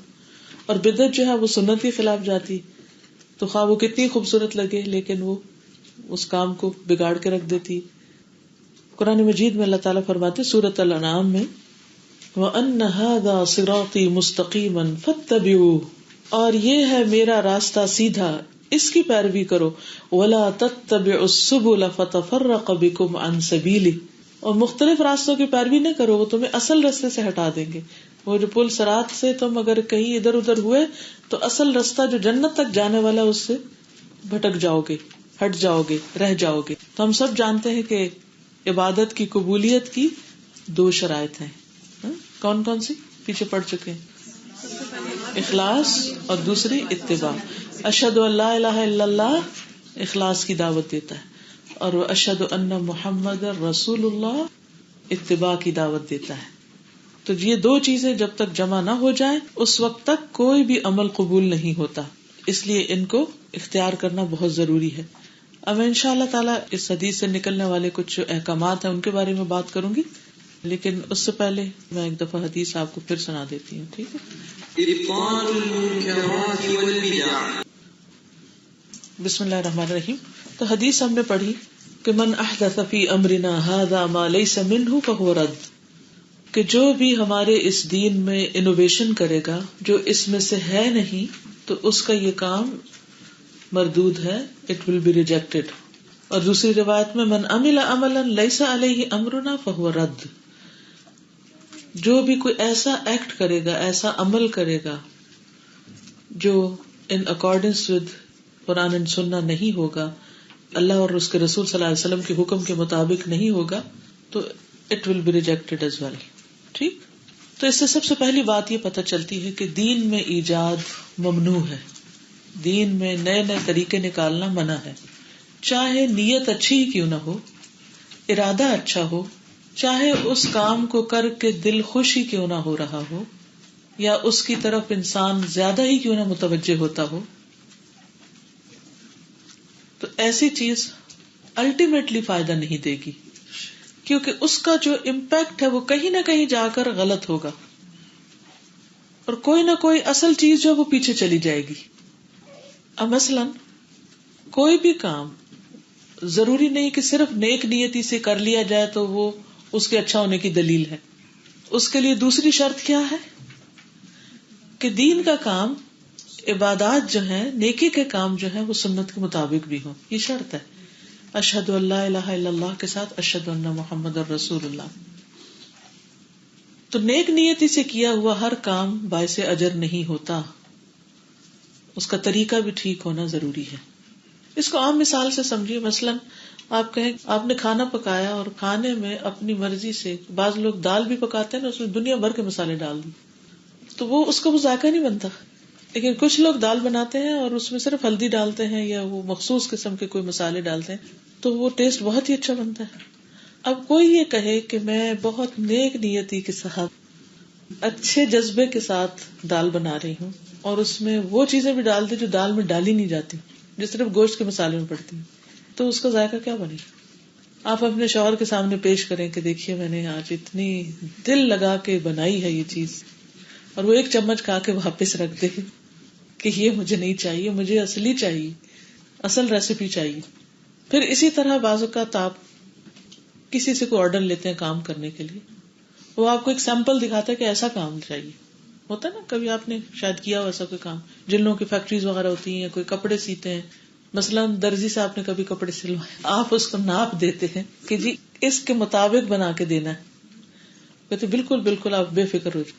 اس کے بعد جب کپڑے سل کے آتے ہیں تو کیا ہوتا ہے, کوئی شخص شاید ایسا نہ ہو جس کو یہ تجربہ نہ ہوا ہو کہ وہ کہے کہ میرے کپڑے خراب ہو گئے, حالانکہ وہ سلے ہوئے ہوتے ہیں اور اس بات کا پھول بوٹے اور بڑے ڈیزائن میں بنے ہوئے ہوتے ہیں, لیکن وہ پہننے کے لائق نہیں ہوتے کیونکہ اس نے ناپ کے مطابق نہیں سی, سیمپل کو فالو نہیں کیا. اسی طرح دین جو ہے وہ اللہ سبحانہ تعالیٰ نے رسول اللہ صلی اللہ علیہ وسلم کے ذریعے بھیجا اور آپ کو اسوۃ حسنہ بنایا, آپ کو ہمارے لیے نمونہ بنایا, ایگزامپل ہے ہمارے لیے. تو اگر ہم اس میں بڑھائیں گے کچھ, گھٹائیں گے کچھ, تو وہ پھر مزہ نہیں رہے گا, وہ اللہ سبحانہ تعالیٰ کو پسند نہیں آئے گا, کیونکہ اللہ کی پسند وہی ہے.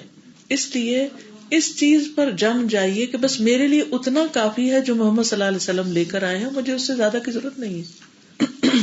اب اس سلسلے میں آپ دیکھیے کہ صحابہ کے دور میں ایک کام ہوتا ہے جس پر صحابہ کا ریاکشن سامنے آتا ہے, اور وہ کیا تھا. یہ سنن الدارمی کی روایت ہے اور السلسلہ الصحیحہ کی روایت ہے جو میں آپ کے سامنے پیش کر رہی ہوں. یحییٰ اپنے والد سے روایت کرتے ہیں کہ ہم صبح کی نماز سے پہلے عبداللہ بن مسعود کے دروازے کے پاس بیٹھتے تھے. جب عبداللہ باہر تشریف لاتے تو ہم ان کے ساتھ مسجد چلے جاتے, یعنی اکٹھے جاتے تھے. صحابی تھے یہ, اور راستے میں کچھ سیکھتے بھی ہوں گے. ایک دن ابو موسیٰ اشعری ہمارے پاس آئے اور پوچھا, ابھی تک ابو عبد الرحمن یعنی عبداللہ بن مسعود تمہارے پاس نہیں آئے, ابھی باہر نہیں نکلے؟ ہم نے جواب دیا نہیں. تو ابو موسیٰ اشعری ہمارے ساتھ بیٹھ گئے, وہ بھی انتظار کرنے لگے, یہاں تک کہ عبداللہ بن مسعود باہر تشریف لایا. اصل میں عبداللہ بن مسعود جو تھے وہ بہت بڑے عالم بھی تھے, اور انہوں نے بہت سی احادیث روایت کی ہیں, اور اپنے آپ کو نبی صلی اللہ علیہ وسلم کی زندگی میں قرآن مجید کے سیکھنے, سمجھنے اور اس میں یعنی کہ وقف کر رکھا تھا ایک طرح سے. انہی کی بیوی زینب تھی نا جو کام کرتی تھی, اور پھر وہ اپنے ہسبینڈ کے اوپر بھی خرچ کرتی ہیں, بچوں پر بھی. تو پھر جب انہوں نے ایک دفعہ صدقے کے بارے میں کچھ سنا تو کہا میں اب تمہیں نہیں دوں گی, میں باہر جا کے دوں گی. تو یہ کیوں نہیں کرتے تھے؟ کیونکہ یہ زیادہ تر اپنے آپ کو علم کے لیے وقف کیے ہوئے تھے, اور علم کے لیے قربانیاں کرنی ہی پڑتی ہیں. اور بہرحال یہ دوسری طرف ہم چلے جائیں گے. لیکن عبداللہ بن مسعود کا چونکہ مقام عام صحابہ میں بھی ایک بڑا مقام تھا, اس لیے دوسرے صحابی ان کے احترام میں آ کے بیٹھ جاتے اور پھر وہ نکلتے تو چلتے. اب جب وہ باہر نکلے تو سب ان کے پاس آئے, اور ابو موسیٰ نے کہا کہ اے ابو عبد الرحمن, آج میں نے مسجد میں ایک ایسا کام دیکھا ہے جو اس سے پہلے کبھی نہیں ہوا, اور مجھے اس پر بہت تعجب ہے. لیکن اللہ کے فضل سے وہ ایک اچھا کام ہی لگتا ہے, یعنی ٹھیک ہی لگ رہا ہے. عبداللہ بن مسعود نے پوچھا وہ کیا ہے؟ ابو موسیٰ نے جواب دیا, اگر آپ زندہ رہے تو خود ہی دیکھ لیں گے, یعنی مسجد تک چلے ابھی دیکھتے ہیں آپ. میں نے مسجد میں کچھ لوگوں کو دیکھا کہ وہ حلقے بنا کے بیٹھے ہوئے, یعنی سرکلز میں بیٹھے ہیں اور نماز کا انتظار کر رہے ہیں. ان کے سامنے کنکریاں پڑی ہیں, چھوٹے چھوٹے پیبلز ہیں. ہر ایک حلقے میں ایک شخص ہے جو یہ کہتا ہے 100 مرتبہ اللہ اکبر پڑھو, تو لوگ 100 مرتبہ اللہ اکبر پڑھتے ہیں ان کنکریوں پر. پھر وہ کہتا ہے 100 مرتبہ لا الہ الا اللہ پڑھو, تو لوگ 100 مرتبہ یہ پڑھتے ہیں. پھر وہ کہتا ہے 100 مرتبہ سبحان اللہ پڑھو, تو لوگ سبحان اللہ پڑھتے ہیں. عبداللہ بن مسعود نے ان سے پوچھا تم نے ان سے کیا کہا جب وہ یہ کر رہے تھے؟ ابو موسیٰ نے جواب دیا, میں نے آپ کی رائے کے انتظار میں ان سے کچھ نہیں کہا, میں نے خود سے کچھ نہیں کہنا چاہ رہا تھا. عبداللہ بن مسعود نے کہا تم نے انہیں یہ کیوں نہیں کہا کہ وہ اپنے گناہ شمار کریں, یعنی وہاں بیٹھ کے, اور تم نے انہیں ضمانت کیوں نہ دی کہ ان کی نیکیاں ضائع نہ ہوں گی, یعنی اگر واقعی وہ نیکیاں ہوں. پھر عبداللہ بن مسعود خود چل پڑے, ان کے ہمراہ ہم بھی چل پڑے, یہاں تک کہ عبداللہ ان حلقوں میں سے ایک حلقے کے پاس آئے اور ان کے پاس کھڑے ہو کر پوچھا کہ تم لوگ یہ کیا کر رہے ہو؟ انہوں نے جواب دیا, اے ابو عبد الرحمن, یہ کنکریاں ہیں جن پر ہم اللہ اکبر, لا الہ الا اللہ اور سبحان اللہ پڑھ رہے ہیں. عبداللہ بن مسعود نے کہا تم اپنے گناہوں کو گنو, میں اس بات کی ضمانت دیتا ہوں کہ تمہاری نیکیوں میں سے کوئی نیکی ضائع نہ ہوگی, یعنی اگر گناہ گنو گے اپنے. اے امت محمد, افسوس تم پر, تم کتنی تیزی سے ہلاکت کی طرف جا رہے ہو. ابھی نبی صلی اللہ علیہ وسلم کے صحابہ تمہارے درمیان کثرت سے موجود ہیں, اور نبی صلی اللہ علیہ وسلم کے کپڑے ہیں جو ابھی پرانے نہیں ہوئے، یعنی آپ کو دنیا سے رخصت ہوئے زیادہ دیر نہیں گزری، اور ان کے برتن بھی ہیں ابھی جو ابھی ٹوٹے نہیں، اس ذات کی قسم جس کے ہاتھ میں میری جان ہے، کیا تم ایسے طریقے پر ہو جو نبی صلی اللہ علیہ وسلم کے طریقے سے زیادہ ہدایت یافتہ ہے؟ یعنی نبی صلی اللہ علیہ وسلم کے دور میں صحابہ نے کبھی بھی مسجد میں حلقہ بنا کر اس قسم کا کوئی ذکر نہیں کیا تھا.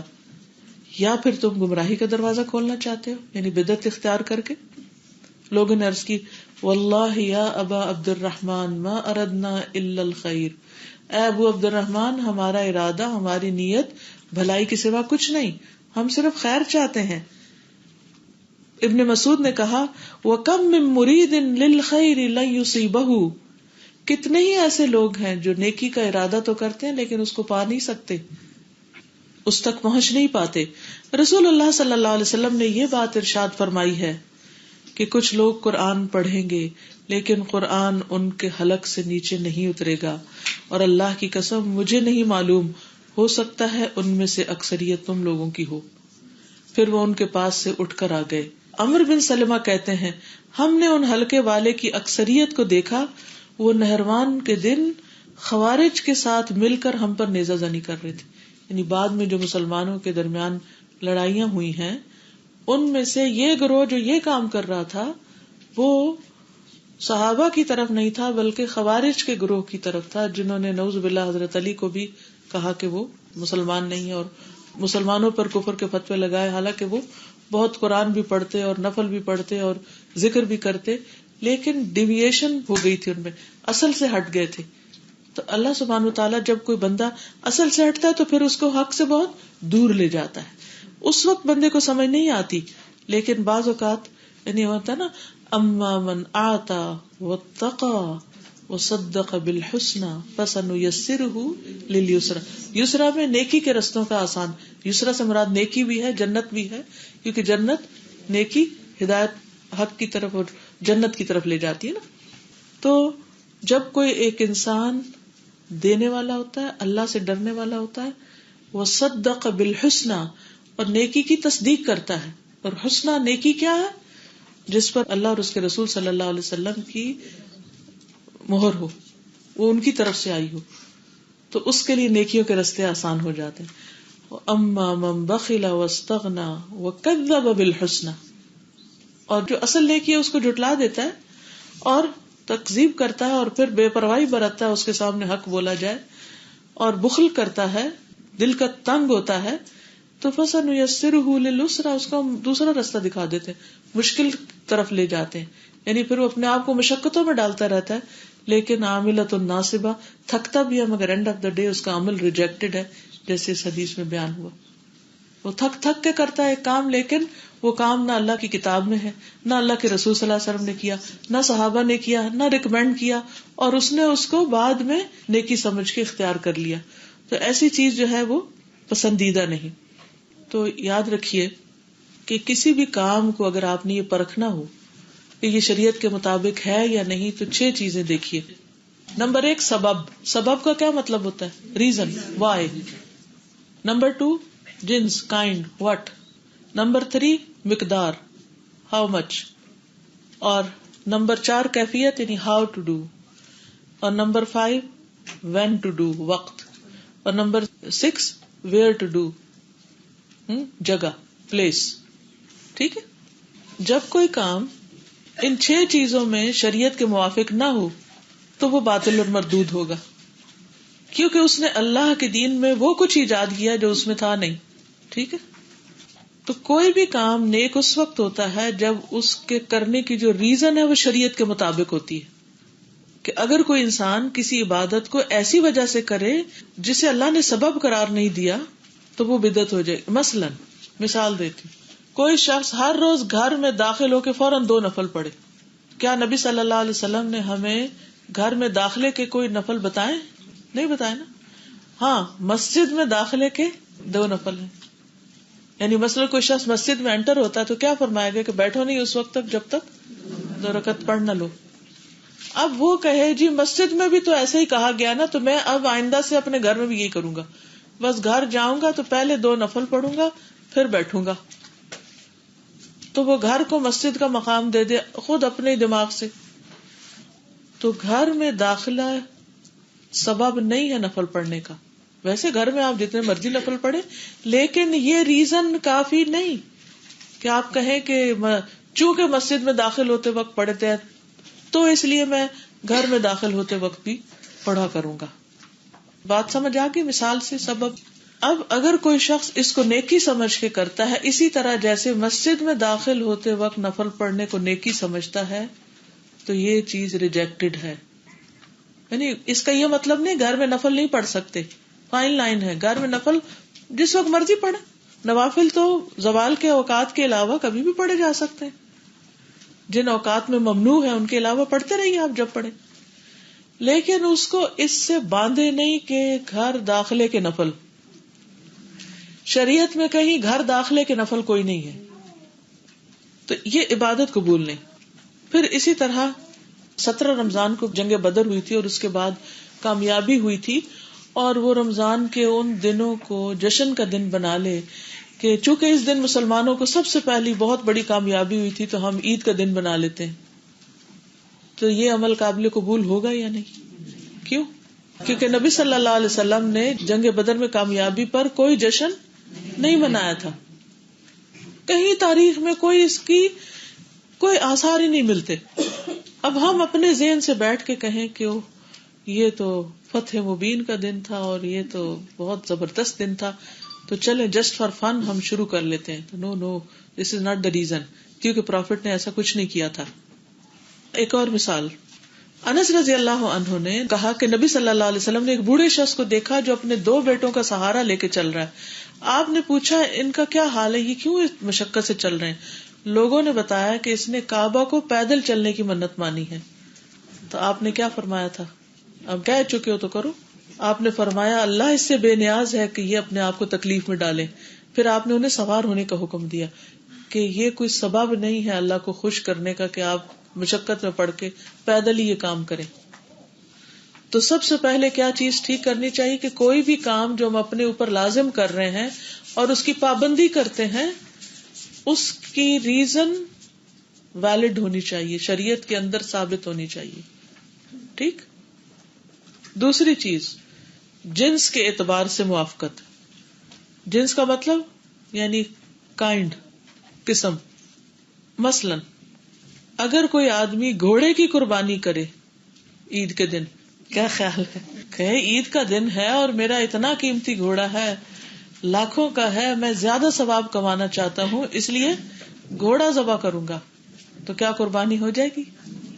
نہیں. کیوں؟ اس لیے کہ قربانی کے لیے مویشی جانور ضروری ہے. ٹھیک ہے. قرآن مجید میں سورۃ الحج میں کیا آتا ہے؟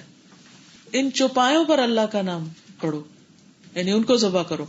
اور وہ کون سے؟ اونٹ، گائے، بکری وغیرہ. ہاں اگر وہ اس دن گھوڑا ذبح کر کے صدقے کے طور پر گوشت تقسیم کر دے تو ٹھیک ہے، ثواب ہوگا اس کو، لیکن اس کی قربانی نہیں ادا ہوگی. صدقہ کیا اس نے، بس ٹھیک ہے، صدقہ کر سکتے. لیکن یہ کہنا کہ آج میں ایک انوویشن کرتا ہوں، نیا کام کرتا ہوں. اصل میں انوویشن کا شوق بہت ہوتا ہے لوگوں کو، کیونکہ وہ لوگوں کی ایک دم جو چیز انوویٹو ہوتی ہے نا، تو لوگوں کی توجہ اس میں بہت جلدی انسان گریب کر لیتا ہے.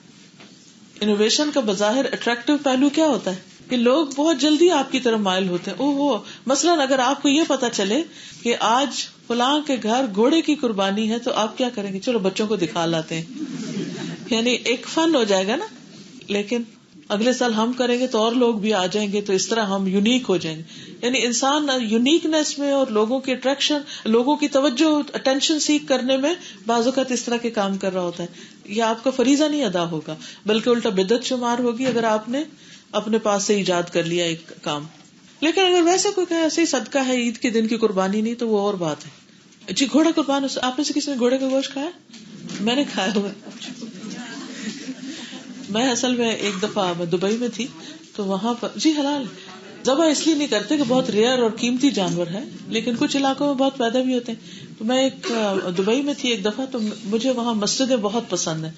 تو جہاں کہیں میرا اکثر یہ ہوتا تھا کہ جب اذان آئی تو چلو جلدی سے نماز پڑھیں چل کے اس میں. تو ہر نئی مسجد میں میرا دل ہوتا تھا کہ ایک دفعہ یہاں کی قرات بھی سن لوں، یہاں کی بھی سن لوں. اینی ایک دفعہ ہم جا رہے تھے گھر، تو راستے میں ایک مسجد آئی، تو وہ نماز پڑھنے لگے. نماز کے بعد میری عادت یہ تھی کہ ہر ایک کو سلام کرو، کیونکہ جو جانتا ہے جو نہیں جانتا سب کو سلام کرے، کیونکہ سلام جو ہے وہ محبت پیدا کرنے کا ذریعہ ہے، اور محبت ایمان کا حصہ ہے، اور پھر ایمان جو ہے وہ جنت میں لے جاتا ہے.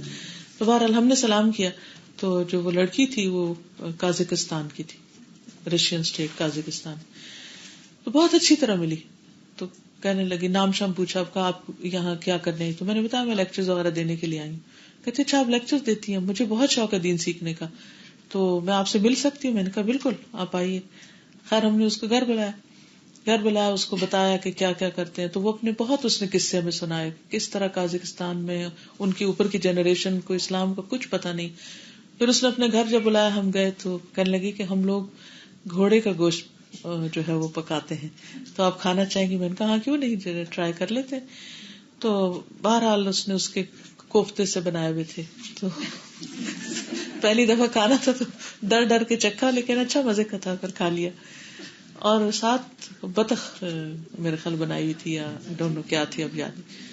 اور پھر اس نے کہا کہ ہم یہ قازقستان سے لاتے ہیں، یعنی وہاں ہمارے ہاں بہت اچھی قسم کے گھوڑے ہوتے ہیں، اور جب وہ ابھی چھوٹے ہوتے ہیں تو ہم ان کو ذبح کر لیتے ہیں، اور یہ بہت ہیلدی ہوتا ہے اور بہت طاقتور ہے، جیسے گھوڑا ایک طاقتور جانور ہے. تو اس وجہ سے بہرحال ہر قوم کے اپنے طریقے. تو اب اگر کوئی قازقستان میں رہے اور وہ عید کے دن گھوڑے کی قربانی کرنا چاہے، تو یہ کائنڈ شریعت نے ریکمینڈ نہیں کی قربانی کرنے کے لیے، تو اس لیے قابل قبول نہیں ہوگا. ٹھیک ہے. اب اسی طرح آپ دیکھیے کہ مقدار جو ہے، کسی بھی چیز کی جو مقدار مقرر کی گئی ہے شریعت کی طرف سے، اس کی پابندی بھی ضروری ہے. مثلا روزوں کی کیا مقدار ہے؟ کتنے روزے ہیں آپ پر فرض رمضان کے؟ 30 دنوں کے. تو کوئی کہے نہیں عید کے دن اپنے جذبات کی قربانی، اور جب سب کھا رہے ہو تو میں نہیں کھاؤں گا اور میں روزہ رکھوں گا، تو یہ کیا ہوگا؟ نافرمانی بھی ہوگی اور ایک بدعت بھی ہوگی. اس کی اجازت نہیں ہے آپ کو، کیونکہ صرف رمضان کے روزے فرض ہیں. وہ صوم رمضان کا لفظ آتا ہے، شوال کے روزہ فرض نہیں ہے. ہاں 6 شوال آپ رکھیں تو اس کا اجر پھر سال بھر کے روزوں کے برابر ہو جاتا ہے، جو 30 رمضان کے رکھے اور پھر 6 شوال کے رکھے، اجر و ثواب اس کا ہو جاتا ہے، مگر وہ فرض نہیں. الا یہ کہ آپ نے رمضان میں کچھ قضا کیا تو اس کا اعادہ کر لیں. رائٹ. تو اسی طرح مثلاً زکوٰۃ جو ہے وہ کتنی دینی ہوتی ہے؟ 2.5% آپ نے زکوٰۃ دینی. تو اب اگر کوئی کہے کہ میں 5% دینا چاہتا ہوں، وہ زکوٰۃ نہیں شمار ہوگی. زکوٰۃ 2.5 ہوگی اور اوپر صدقہ کہہ کے باقی میں صدقہ ہے، لیکن زکوٰۃ کے نام سے 5% نہیں دے سکتا. زکوٰۃ اتنی ہی دینی ہوگی جتنی وہ ہے، اس میں اضافہ نہیں کر سکتا. اچھا اسی طرح جیسے وضو ہے، تو وضو میں ہم کیا کرتے ہیں؟ کتنی دفعہ ہاتھ اور کلی اور ناک میں پانی ڈالنا ہے؟ 1 یا 2 یا 3. لیکن اگر اس سے زیادہ انسان کرتا ہے تو حدیث میں آتا ہے کہ اس نے فقد اساء و تعدى و ظلم، 3 لفظ فرمائے. جس نے زیادہ کیا اس نے برا کیا، حد سے تجاوز کیا، ظلم کیا. ایک ایکسٹرا اللہ کہ صابن لگا رہ گیا تو آپ وہ وضو سمجھ کے نہیں کر رہے، آپ وہ صرف اس لیے کر رہے ہیں کہ صابن دھو رہے ہیں، اور وہ سارے منہ کو دھونے کی وجہ صرف اس حصے کو آپ پانی لے کے صاف کر سکتے ہیں. لیکن یہ سمجھنا کہ میں زیادہ بڑی نیکی کر رہی ہوں 4 دفعہ کر کے، تو اجازت نہیں ہے اس کی. تو یہ مقدار ہو گئی. ٹھیک ہے. پھر اسی طرح آپ کو وہ حدیث بھی یاد ہوگی بخاری کی، جس میں حضرت انس نے روایت کی کہ 3 لوگ نبی صلی اللہ علیہ وسلم کی ازواج کے گھروں کی طرف گئے آپ کی عبادت پوچھنے کے لیے. تو آپ کا عمل بتایا گیا کہ آپ کس طرح، آپ کی رات کیسے ہوتی ہے. تو انہوں نے اس کو تھوڑا سمجھا، ان کا وہ تو اللہ کے رسول ہیں، حبیب ہیں. تو ایک نے کہا میں ساری رات نفل پڑھوں گا اور سوؤں گا نہیں. دوسرے نے کہا میں تو شادی نہیں کروں گا. اور تیسرے نے کہا میں تو کوئی گوشت وغیرہ نہیں کھاؤں گا اور کوئی اچھی چیز نہیں کھاؤں گا. جب نبی صلی اللہ علیہ وسلم گھر تشریف لائے تو ازواج نے بتایا کہ اس طرح لوگ باتیں کر رہے تھے. تو آپ صلی اللہ علیہ وسلم کا ریئیکشن کیا تھا اس پر؟ کیونکہ وہ آپ سے آگے بڑھ رہے تھے نا. آپ نے فرمایا اللہ کی قسم، اللہ رب العالمین سے میں تم سب سے زیادہ ڈرنے والا ہوں، تم سب سے زیادہ متقی ہوں، لیکن میں روزے رکھتا بھی ہوں اور افطار بھی کرتا ہوں، میں رات کو سوتا بھی ہوں اور عبادت بھی کرتا ہوں اور میں نکاح بھی کرتا ہوں، اور جس نے میری سنت سے بے رغبتی کی وہ مجھ سے نہیں. من رغب عن سنتی فلیس منی. تو تیسری بار جو بات کی تھی نا، اس نے کہا میں کچھ کھاؤں گا نہیں، روزے سے ہی ہمیشہ رہوں گا، تو اس کو بھی آپ نے ریجیکٹ کیا. تو یہ ریجیکٹ کر دیا کہ یہ تمہارا طریقہ درست نہیں. یعنی ایک طرح سے یہ بدعت کرنے لگے تھے، آپ سے آگے بڑھنے لگے تھے، تو آپ نے اس کو منع فرما دیا کہ نو وے، یہ نہیں ہو سکتا. تو یہ مقدار میں اضافہ ہے.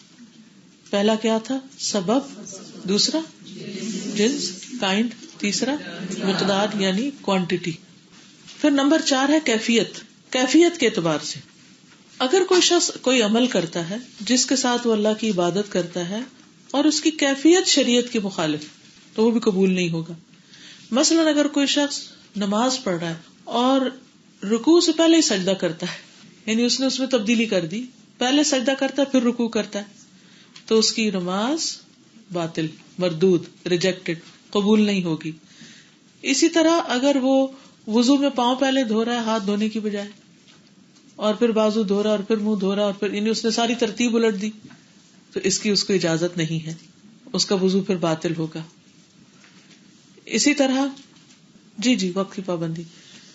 پھر اسی طرح یہ ہے کہ چاشت کی نماز کو مسجد میں اجتماعی طور پہ پڑھنا، اس کی بھی اجازت نہیں ہے، کیونکہ نبی صلی اللہ علیہ وسلم نے کبھی لوگوں کو اشراق کی جماعت نہیں کرائی تھی، اور نہ ہی صحابہ نے پیچھے اشراق کی جماعت خود کی یا کروائی.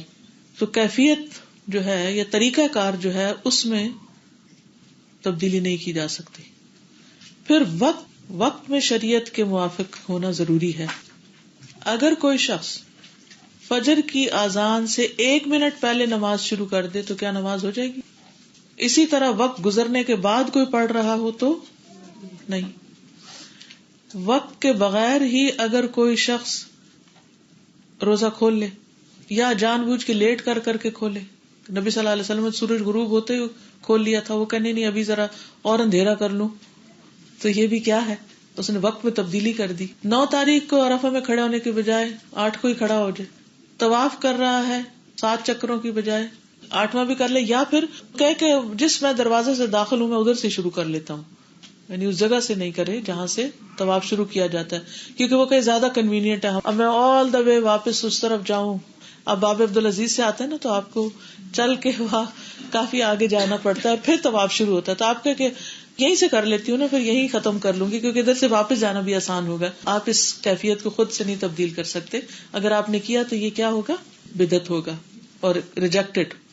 اسی طرح عبادات جو ہیں وہ وقت کی پابندی کے ساتھ فرض ہیں. مثلاً آپ عید کے دن نماز سے پہلے ہی قربانی کر کے چلے جاتے ہیں تو وہ قربانی نہیں ہوگی. ٹھیک ہے، کیونکہ آپ صلی اللہ علیہ وسلم نے فرمایا کہ اس دن سب سے پہلے ہم نماز پڑھیں گے پھر واپس جا کے قربانی کریں گے. جس نے اس طرح کیا اس نے ہماری سنت کے مطابق کام کیا. جس نے نماز سے پہلے ذبح کیا تو یہ ایسا گوشت ہوگا جسے اس نے اپنے گھر والوں کے لیے جلدی سے تیار کر لیا، یہ قطعاً قربانی نہیں. آگے بڑھ گیا نا، پہل کر لی، سنت کی خلاف ورزی کر لی نا. پھر اسی طرح وقت سے پہلے احرام پہن لینا، یعنی اس کا مطلب کیا ہے کہ 2-3 دن پہلے ہی گھر میں پہن کے پھرنا شروع کر دے انسان، تو ایسا نہیں کرے گا. وہ جب اس نے نیت کرنی ہے پھر ہی اس کا احرام شروع ہوگا. پھر اسی طرح جگہ کے اعتبار سے موافقت ضروری ہے. مثلاً مسجد کی بجائے گھر میں اعتکاف بیٹھ جائے، یا کہ چلو المیزان میں اعتکاف کر لیتے ہیں، تو یا تو اس کو مسجد ڈکلیئر کریں یا پھر اس طرح اعتکاف نہیں ہوتا، کیونکہ قرآن مجید میں واضح طور پر فرما دیا گیا وَأَنْتُمْ عَاكِفُونَ فِي الْمَسَاجِدِ، مساجد اعتکاف کی جگہ ہے. وہ کوئی فرق تو نہیں کیا گیا. اس کو ویسے عبادت کا نام دیتے، اعتکاف کو کیوں نام دیتے؟ یعنی آپ چاہتے ہیں آخری عشرے میں زیادہ سے زیادہ عبادت کریں الگ بیٹھ کے، تو گھر میں بیٹھ کے کر لیں. لیکن اگر آپ اعتکاف کا نام اس کو دیتے ہیں تو وہ تو مسجد میں ہی ہوگا. ٹھیک ہے، نبی صلی اللہ علیہ وسلم کے دور میں صحابیات نے بھی یا ازواج مطہرات نے جو خیمے لگانے شروع کیے تھے وہ گھر کے اندر ہی، ان کا گھر تو بالکل ہی مسجد کے ساتھ تھا، ہر کوئی اپنے اپنے حجرے میں اعتکاف کر لیتی. لیکن اتنے نزدیک ہوتے ہوئے بھی انہوں نے اپنے خیمے باہر لگوائے تھے، جو آپ نے اٹھوا دیے کہ یہ مقابلے پہ آئے ہو، اس کا کوئی فائدہ نہیں. مسنون اصل اعتکاف کی بات میں کر رہی ہوں جو نبی صلی اللہ علیہ وسلم کی سنت میں ہوتا ہے. اعتکاف کا لفظی معنی ہوتا ہے جم کے بیٹھ کے عبادت کرنا. اگر آپ تھوڑی دیر کے لیے کہیں اپنے اوپر کہتے ہیں کہ اس وقت مجھے گھر والوں ڈسٹرب نہیں کرنا، میں عبادت میں ہوں، مجھے کوئی نہ بلائے، تو کر لیں. ٹھیک ہے نا، وہ اصطلاحی اعتکاف نہیں ہوتا، وہ ایک لفظی معنی کا اعتکاف ہوتا ہے. پھر اسی طرح آپ دیکھیے کہ امام مالک کے پاس ایک شخص آیا اور اس نے کہا اے ابو عبداللہ میں کہاں سے احرام باندھوں، احرام کہاں سے باندھوں؟ انہوں نے کہا ذوالحلیفہ سے، جہاں سے رسول اللہ صلی اللہ علیہ وسلم نے احرام باندھا. اس نے کہا میں چاہتا ہوں کہ مسجد میں موجود روضہ رسول کے قریب سے احرام باندھوں. امام مالک نے کہا ایسا نہ کرنا، مجھے ڈر ہے تم کسی فتنے میں مبتلا نہ ہو جاؤ. اس نے کہا اس میں کون سا فتنہ ہے، میں تو صرف چند میل کا فاصلہ ہی زیادہ کرنا چاہتا ہوں. تو امام مالک نے کہا اس سے بڑا فتنہ اور کیا ہو سکتا ہے کہ تم اس فضیلت کی طرف سبقت لے گئے جسے رسول اللہ صلی اللہ علیہ وسلم نے چھوڑ دیا. یعنی اگر یہ زیادہ افضل کام ہوتا تو آپ خود یہ ایسا کرتے، آپ نے خود نہیں کیا اور تم بعد میں کرنے لگے ہو. جسے آپ نے افضل نہیں سمجھا اسے تم افضل بنا رہے ہو. اور میں نے اللہ تعالیٰ کو فرماتے ہوئے سنا ہے فَلْيَحْذَرِ الَّذِينَ يُخَالِفُونَ عَنْ أَمْرِهِ أَن تُصِيبَهُمْ فِتْنَةٌ أَوْ يُصِيبَهُمْ عَذَابٌ أَلِيمٌ. جو لوگ اللہ کے رسول صلی اللہ علیہ وسلم کی مخالفت کرتے ہیں انہیں ڈرنا چاہیے کہ کہیں ان پر کوئی زبردست آفت نہ آ جائے یا انہیں کوئی دردناک عذاب نہ پہنچے. تو نبی صلی اللہ علیہ وسلم کے حکم کی مخالفت نہیں کرنی چاہیے. تو یہ 6 اصول ہیں جن کے روشنی میں پرکھ کے دیکھ لیا کریں. کوئی بھی کام جس پر آپ کو شک گزرے نا تو آپ اپنے آپ سے پوچھا کریں کہ کیا اس ٹائم پر، اس طریقے پر، اس جگہ پر، اس چیز کا، اس موقع کا یہ کام آپ نے کیا تھا؟ اگر نہیں کیا تھا تو چھوڑ دیں. Simple is that. اور اگر کیا تھا تو آپ خوشی سے کریں. ٹھیک ہے. اب مثلاً یہ کسی نے لکھا ہوا ہے کہ کچھ دن پہلے آن لائن درس ہونا تھا جس میں ان بھائی جان نے کہا کہ کوئی انسان درود شریف پڑھتا ہے ایک مقررہ ٹائم پر، صبح ہو یا شام، تو اس ٹائم کا رسول اللہ صلی اللہ علیہ وسلم انتظار کرتے ہیں. کیا یہ بات سچ ہے؟ اگر یہ سچ ہے تو کہاں تک؟ آپ تھوڑی سی روشنی اس پر ڈالیں. دیکھیے رسول اللہ صلی اللہ علیہ وسلم کے بہاف پر کیا مجھے کوئی حق ہے کہ میں بتاؤں، الا یہ کہ آپ خود بتائیں کہ میں تمہارے درود کا مقرر وقت پہ انتظار کروں گا، بھولنا نہیں. کہیں کہا آپ نے؟ کہیں نہیں کہا. اگر نمازوں کے اوقات مقرر کیے گئے ہیں، صبح شام ویسے درود شریف پڑھنے کی فضیلت آتی ہے، لیکن یہ ساتھ لگا لینا اضافہ کہ حضور صلی اللہ علیہ وسلم انتظار کر رہے ہیں، یہ اپنے پاس سے گھڑی ہوئی بات ہے. ٹھیک ہے. تو اپنے پاس سے دین میں باتیں ایڈ نہیں کرنی چاہیے. ہاں یہ ایاک نستعین یا جو صبح شام کے اذکار ہے نا، اس میں درود شریف 10 دفعہ پڑھنے کی بات آتی ہے، وہ آپ پڑھیے. لیکن اس کے لیے آپ کہیں کہ میں نے 4 بجے پڑھنا ہے یا 5 بجے، کیونکہ عصر کے بعد ٹائم ہو جاتا ہے ان اذکار کا، تو اس میں آپ دیکھ سکتے ہیں کہ آپ 4 بجے پڑھ لیں، 5 بجے پڑھ لیں، عصر کی نماز کے بعد فوراً پڑھ لیں یا 1 گھنٹہ بعد پڑھ لیں یا مغرب سے پہلے کسی بھی وقت آپ پڑھ لیں. عشیہ کا لفظ ہے، اس میں وسعت ہے. تو لیکن یہ کہنا کہ اس وقت آپ انتظار کر رہے ہیں، یہ دین میں اضافہ ہے. نبی صلی اللہ علیہ وسلم نے حضرت عائشہ کو حکم دیا تھا کہ جا کے باندھ لے. ٹھیک ہے، وہاں سے کر لے. تو اس وجہ سے لوگ اس کی دلیل لیتے ہیں. یعنی کوئی کام جو آپ کی موجودگی میں ہوا یا آپ نے ان کو اجازت دی، اس میں صرف فرق یہ آ جاتا ہے کہ بعض ہی کہتے ہیں وہ مخصوص تھی ان کے لیے اجازت، کیونکہ وہ پیریڈز کی حالت میں تھی تو وہ پاک ہوئی تھی. تو اگر کسی کے اوپر ایسی کوئی کیفیت ہے تو حضرت عائشہ کے طریقے کو اپنا لے. لیکن بعض یہ کہتے ہیں کہ باقی صحابہ وہیں رکے رہے، وہ ساتھ نہیں چل پڑے کہ اچھا یہ بھی جا رہی تو ہم بھی چلے جاتے ہیں. تو مخصوص بعض کہتے ہیں کہ وہ ان کے لیے خاص تھا عمل، اور بعض کہتے ہیں کہ اس سے ہمیں رخصت ملتی ہے، اس لیے یہ دونوں میں فرق آیا ہے. افضل یہی ہے کہ انسان وہیں سے احرام باندھے جہاں سے خود نبی صلی اللہ علیہ وسلم نے باندھا ہے یا اس کا حکم دیا ہے میقات کے باہر. بہرحال بدعت کے نقصانات کیا ہیں؟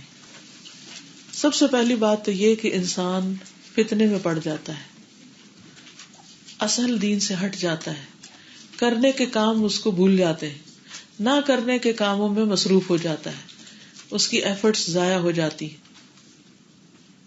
فَلْيَحْذَرِ الَّذِينَ يُخَالِفُونَ عَنْ أَمْرِهِ أَن تُصِيبَهُمْ فِتْنَةٌ أَوْ يُصِيبَهُمْ عَذَابٌ أَلِيمٌ. سورۃ النور 63. دوسری بات یہ ہے کہ یہ ایک طرح سے اللہ کے رسول صلی اللہ علیہ وسلم کے مقابلے پہ آنا بھی ہے کہ آپ نے تو نہیں کیا لیکن میں کر رہا ہوں. آپ بھئی آپ کون ہیں؟ قرآن مجید میں اللہ تعالیٰ فرماتے ہیں الم یعلموا انہ من یحادد اللہ ورسولہ فان لہ نار جہنم خالدا فیہا وذلک الخزی العظیم، سورۃ التوبہ 63۔ اور کیا انہیں معلوم نہیں کہ جو شخص اللہ اور اس کے رسول کا مقابلہ کرے اس کے لیے جہنم کی آگ ہے جس میں وہ ہمیشہ رہے گا، اور یہ بہت بڑی رسوائی ہے۔ پھر یہ کہ بدعات کی وجہ سے امت میں تفرقہ آ جاتا ہے، آپس میں لڑائی جھگڑے، فرقہ واریت ہوتی۔ اگر سب لوگ اس دین پر رہے جو صحابہ کا تھا، جس پہ وہ چلے تھے، تو آپس میں اتحاد رہے گا۔ لیکن اگر ہر کوئی اپنی رائے، اپنی مرضی، اپنی خواہش سے چیزیں ایجاد کرتا چلا جائے تو اس طرح بہت سے سیکٹس بن جائیں گے، اور اس کی بہت وعید آئی ہے۔ ان الذین فرقوا دینہم وکانوا شیعا لست منہم فی شیء انما امرہم الی اللہ ثم ینبئہم بما کانوا یفعلون۔ جن لوگوں نے اپنے دین میں تفرقہ ڈالا اور کئی فرقے بن گئے، ان سے آپ کو کچھ سروکار نہیں، یعنی نبی صلی اللہ علیہ وسلم کو ان سے کوئی دلچسپی نہیں، ان کا معاملہ اللہ کے سپرد ہے، پھر وہ خود ہی انہیں بتائے گا وہ کن کاموں میں لگے ہوئے تھے۔ کل قیامت کے دن اللہ تعالیٰ ان کو بتا دے گا کہ وہ جو کچھ کر رہے تھے وہ ٹھیک نہیں تھا۔ پھر یہ کہ بدترین گناہ ہے یہ نئے نئے کام نکالنا دین میں۔ نبی صلی اللہ علیہ وسلم ہر خطبے میں فرماتے تھے، اتنا وارن کیا آپ نے اس سے، اما بعد فإن خیر الحدیث کتاب اللہ وخیر الہدی ہدی محمد صلی اللہ علیہ وسلم وشر الامور محدثاتها وکل بدعۃ ضلالہ۔ یہ صحیح مسلم کی روایت ہے۔ ہر خطبے میں آپ یہ بات فرماتے۔ کیا مطلب اس کا؟ حمد و ثنا کے بعد بہترین بات اللہ کی کتاب ہے، بہترین سیرت محمد صلی اللہ علیہ وسلم کی سیرت ہے، اور سارے کاموں میں بدترین کام نت نئے طریقے نکالنا ہے، اور ہر بدعت گمراہی ہے، چاہے وہ نیکی کا کام ہے لیکن وہ گمراہی ہے۔ نبی صلی اللہ علیہ وسلم نے مدینہ منورہ کو اس جگہ سے، ایک خاص جگہ سے دوسری جگہ تک حرم قرار دیا، اور فرمایا تھا نا جیسے ابراہیم علیہ السلام نے حرم قرار دیا تھا تو اسی طرح میں مدینہ کو قرار دیتا ہوں۔ اور فرمایا جو شخص یہاں کوئی بدعت ایجاد کرے، یعنی نبی کے شہر میں نبی صلی اللہ علیہ وسلم کے خلاف کوئی کام کرے یا کسی بدعتی کو ٹھکانہ دے، اس پر اللہ، فرشتوں اور تمام لوگوں کی لعنت ہے۔ یہ صحیح بخاری کی روایت ہے۔ پھر بدعت رائج کرنے والے پر ہر بدعتی کا گناہ، یعنی جس نے کوئی ایسا نیا طریقہ ایجاد کیا، جتنے لوگ اس کے پیچھے چلیں گے سب کا گناہ اس پر پڑے گا۔ سنن ابن ماجہ کی روایت ہے کہ جس نے بدعت ایجاد کی پھر اس پر عمل کیا تو اس پر ان عمل کرنے والوں کے برابر وبال ہوگا، اور ان کے وبال میں کچھ بھی کمی نہ ہوگی، یعنی ایک برا طریقہ رائج کر رہے ہیں۔ پھر حسان کہتے ہیں کہ جو بھی قوم اپنی دین میں نئی بدعت ایجاد کرتی ہے، اللہ تعالیٰ ان میں سے اس بدعت جیسی سنت کو اٹھا لیتا ہے، پھر اسے دوبارہ ان لوگوں کے پاس نہیں لوٹاتا قیامت تک۔ بدعتی کے باقی اعمال بھی ضائع ہو جاتے ہیں۔ مسند احمد کی روایت ہے کہ قیامت کے دن اللہ تعالیٰ اس سے کوئی فرض یا نفل عبادت بھی قبول نہیں کرے گا، ناراض ہو کر اس سے۔ اور اسلام میں جاہلیت کے طریقے چاہنے والے کو اللہ تعالیٰ سخت ناپسند کرتے ہیں۔ ایسا شخص نبی صلی اللہ علیہ وسلم کی شفاعت سے محروم ہو جائے گا۔ آپ کو یاد ہے نا کہ وہ حوض کوثر پر ان لوگوں کو روک دیا جائے گا، جب آپ کہیں گے تو میری امت کے لوگ ہیں، کیا کہہ کے روکا جائے گا؟ انہوں نے دین میں نئے نئے طریقے نکال لیے تھے، تمہیں نہیں معلوم کہ آپ کے جانے کے بعد انہوں نے کیا نئی چیزیں ایجاد کر لی؟ تو میں ان سے کہوں گا دور ہو جاؤ، دور ہو جاؤ، سحقن سحقن۔ پھر یہ کہ بدعتی کو توبہ کی توفیق بھی نہیں ہوتی، کیونکہ وہ اپنے آپ کو غلط نہیں سمجھتا تو توبہ بھی نہیں کرتا اور توفیق بھی نہیں ہوتی۔ اور سفیان ثوری کہتے ہیں کہ ابلیس کو گناہ سے زیادہ بدعت پسند ہے، کہ لوگ اس میں مبتلا ہو جائیں، کیونکہ گناہ کے بعد لوگ توبہ کرتے ہیں اور بدعت کے بعد توبہ نہیں کرتے۔ پھر یہ ہے کہ بدعتی کا دماغ پھر جاتا ہے، وہ الٹ ہو جاتا ہے اس کا فہم۔ حذیفہ بن یمان کہتے ہیں اللہ کی قسم بدعات ضرور پھیلیں گی، یہاں تک کہ اگر کوئی بدعت چھوڑ دی جائے گی تو لوگ کہیں گے سنت چھوڑ دی گئی، یعنی لوگ اتنا زیادہ اس کو اپریشیٹ کرنے لگیں گے کہ اس کے چھوڑنے پر ناراض ہوں گے۔ ایسے لوگوں کی مجلس میں بیٹھنے سے بھی منع کیا گیا ہے۔ ابو قلابہ کہتے ہیں اہل الہوا کے ساتھ نہ بیٹھو، ان کے ساتھ بحث نہ کرو، کیونکہ مجھے اس بات کا اندیشہ ہے کہ وہ لوگ تمہیں بھی گمراہی میں نہ ڈال دیں اور تم پر وہ چیزیں خلط ملط نہ کر دیں جن کو تم پہچانتے نہیں، جن وہ ہے ہی نہیں دین میں، اور تم پر وہ چیزیں مسلط نہ کر دیں۔ ابن طاؤس نے اپنے بیٹے سے کہا جبکہ ان سے اہل بدعت میں سے ایک شخص بات کر رہا تھا کہ بیٹے اپنے کانوں میں انگلیاں ڈالو تاکہ جو یہ کہہ رہا ہے مت سنو، کہیں ایسا نہ ہو کہ اس کی بات تم پر اثر کر جائے اور تم اپنی اصل سے ہٹ جاؤ. اب آپ دیکھیے کہ یہ ساری جو جتنی بھی بات ہم نے کی سب کا خلاصہ یہ ہے کہ کوئی بھی کام جو ہم عبادت سمجھ کے، نیکی سمجھ کے، دین کا حصہ سمجھ کے کریں، اس کی دلیل ہمارے پاس ہونی چاہیے، یا کوئی قرآن کی آیت یا نبی صلی اللہ علیہ وسلم کا طریقہ یا بعد میں صحابہ کا طریقہ. جو انہوں نے نہیں کیا اس کو چھوڑ دینے میں زیادہ بھلائی ہے، اور شک والی چیزوں کو چھوڑ دینا ہی تقویٰ. ٹھیک ہے نا؟ یعنی اگر آپ کہتے ہیں کہ نہیں اس میں یہ خیر ہے وہ خیر ہے، لیکن پھر آپ یہ بھی سوچتے ہیں کہ یہ نبی صلی اللہ علیہ وسلم سے تو ثابت نہیں، تو آپ کنفیوژن کا شکار ہوتے ہیں. تو ایسی چیزوں کو چھوڑ دینا زیادہ بہتر ہے بنسبت کرنے کے. تو معیار کیا ہے کہ کسی بھی کام کو نیکی سمجھ کے، دین کا حصہ سمجھ کے، ثواب سمجھ کے، دین کا فائدہ سمجھ کے کرنا.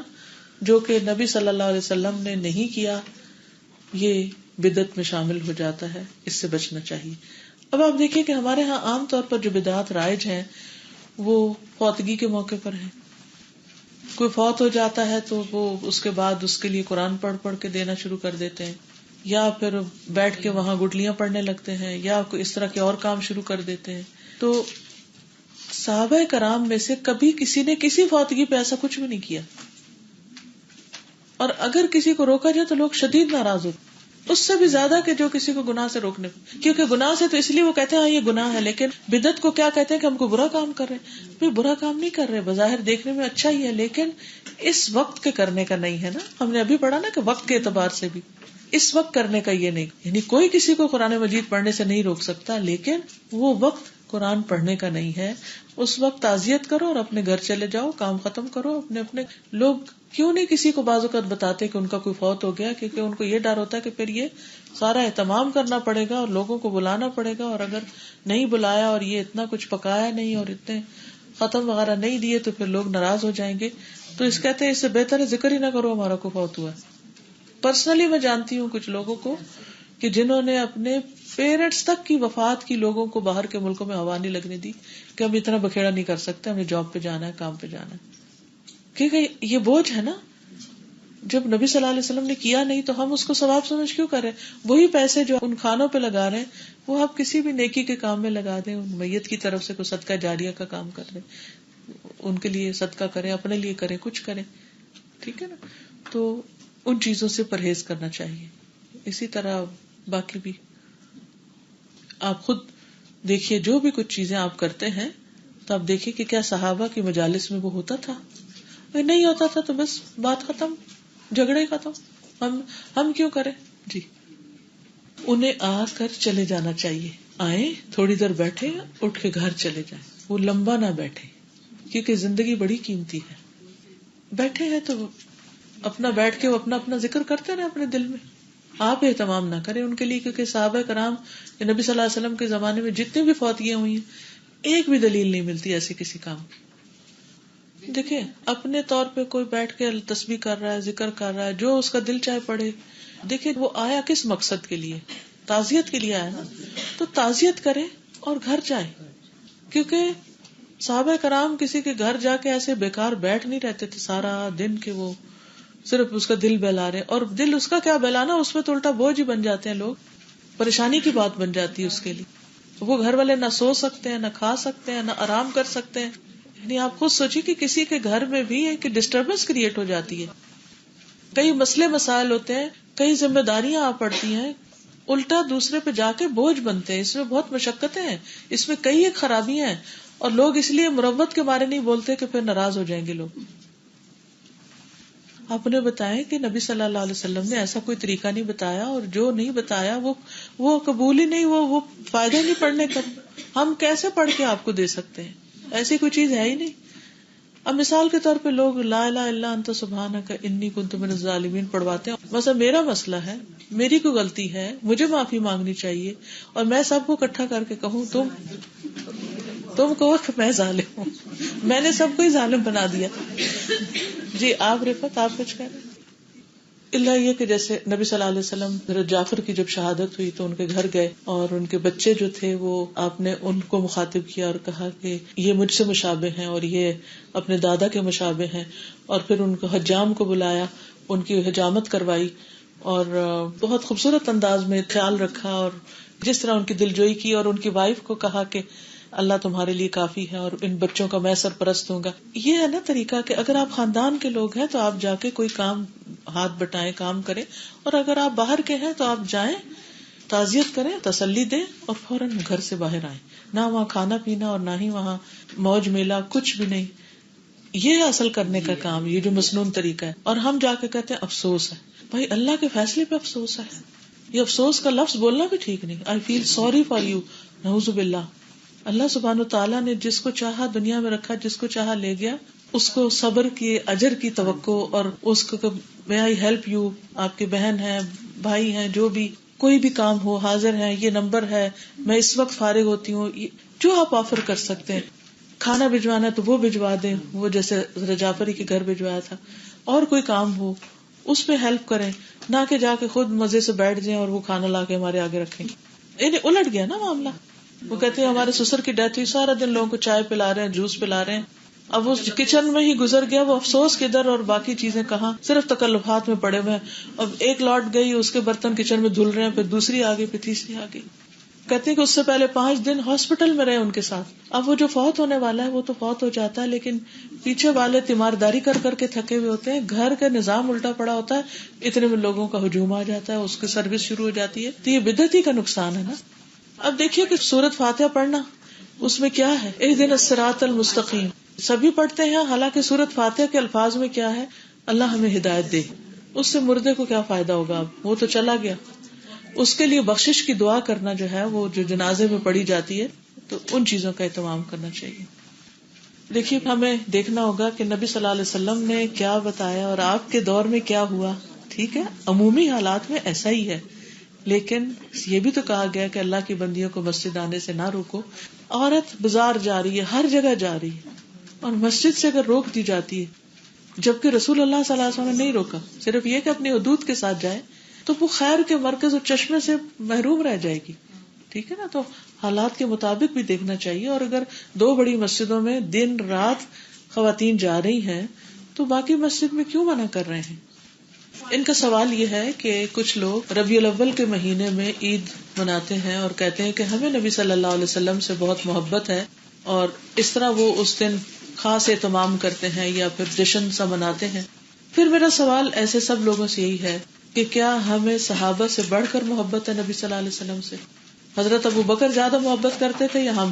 وہ زیادہ کرتے تھے. تو کون زیادہ حقدار تھا جشن منانے کا، ابو بکر یا ہم؟ ابو بکر.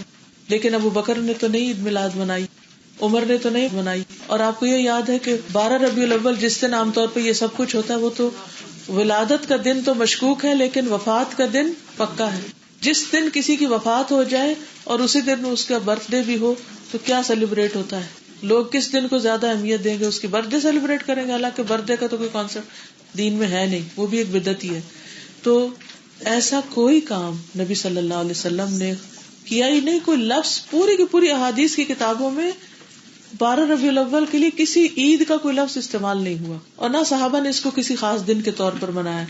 یہ بعد میں جو اصل سنتیں تھیں ان کو چھوڑ دیا، جو کرنے کے کام تھے وہ بھول گئے، اور محبت کا اظہار مصنوعی طریقوں سے کرنے لگے. جیسے اب باقی محبتوں میں بھی تو یہی ہے نا، ویلنٹائن پہ آپ محبت کا اظہار کر دیں، یا پھر اور کوئی بوکے دے دیں یا کوئی کارڈ دے دیں، اور اگر وہ کوئی کام کرنے کو کہے تو کہیں ادھر ادھر غائب ہو جائیں. تو اصل محبت سنت سے محبت ہے، آپ کے طریقوں سے محبت ہے، آپ کے مشن کو آگے لے کے بڑھنا ہے. جو قربانیاں آپ نے دی ہیں ان قربانیوں کے ساتھ زندہ رہنا ہے، نہ کہ ایک مصنوعی ماحول پیدا کر کے وقتی طور پہ محبت کا اظہار اور باہر نکلتے وقت نماز بھی جماعت سے پڑھنا بھول جائے انسان. یعنی نبی صلی اللہ علیہ وسلم کے صحابہ تو نماز با جماعت پڑھنے میں کتنی پابندی کیا کرتے تھے. وہ جو ابھی کل بھی ہم نے پڑھا کہ وہ صحابی جو تھے کہاں دور سے ہر نماز میں آتے تھے کہ میرے قدموں کا ثواب لکھا جائے.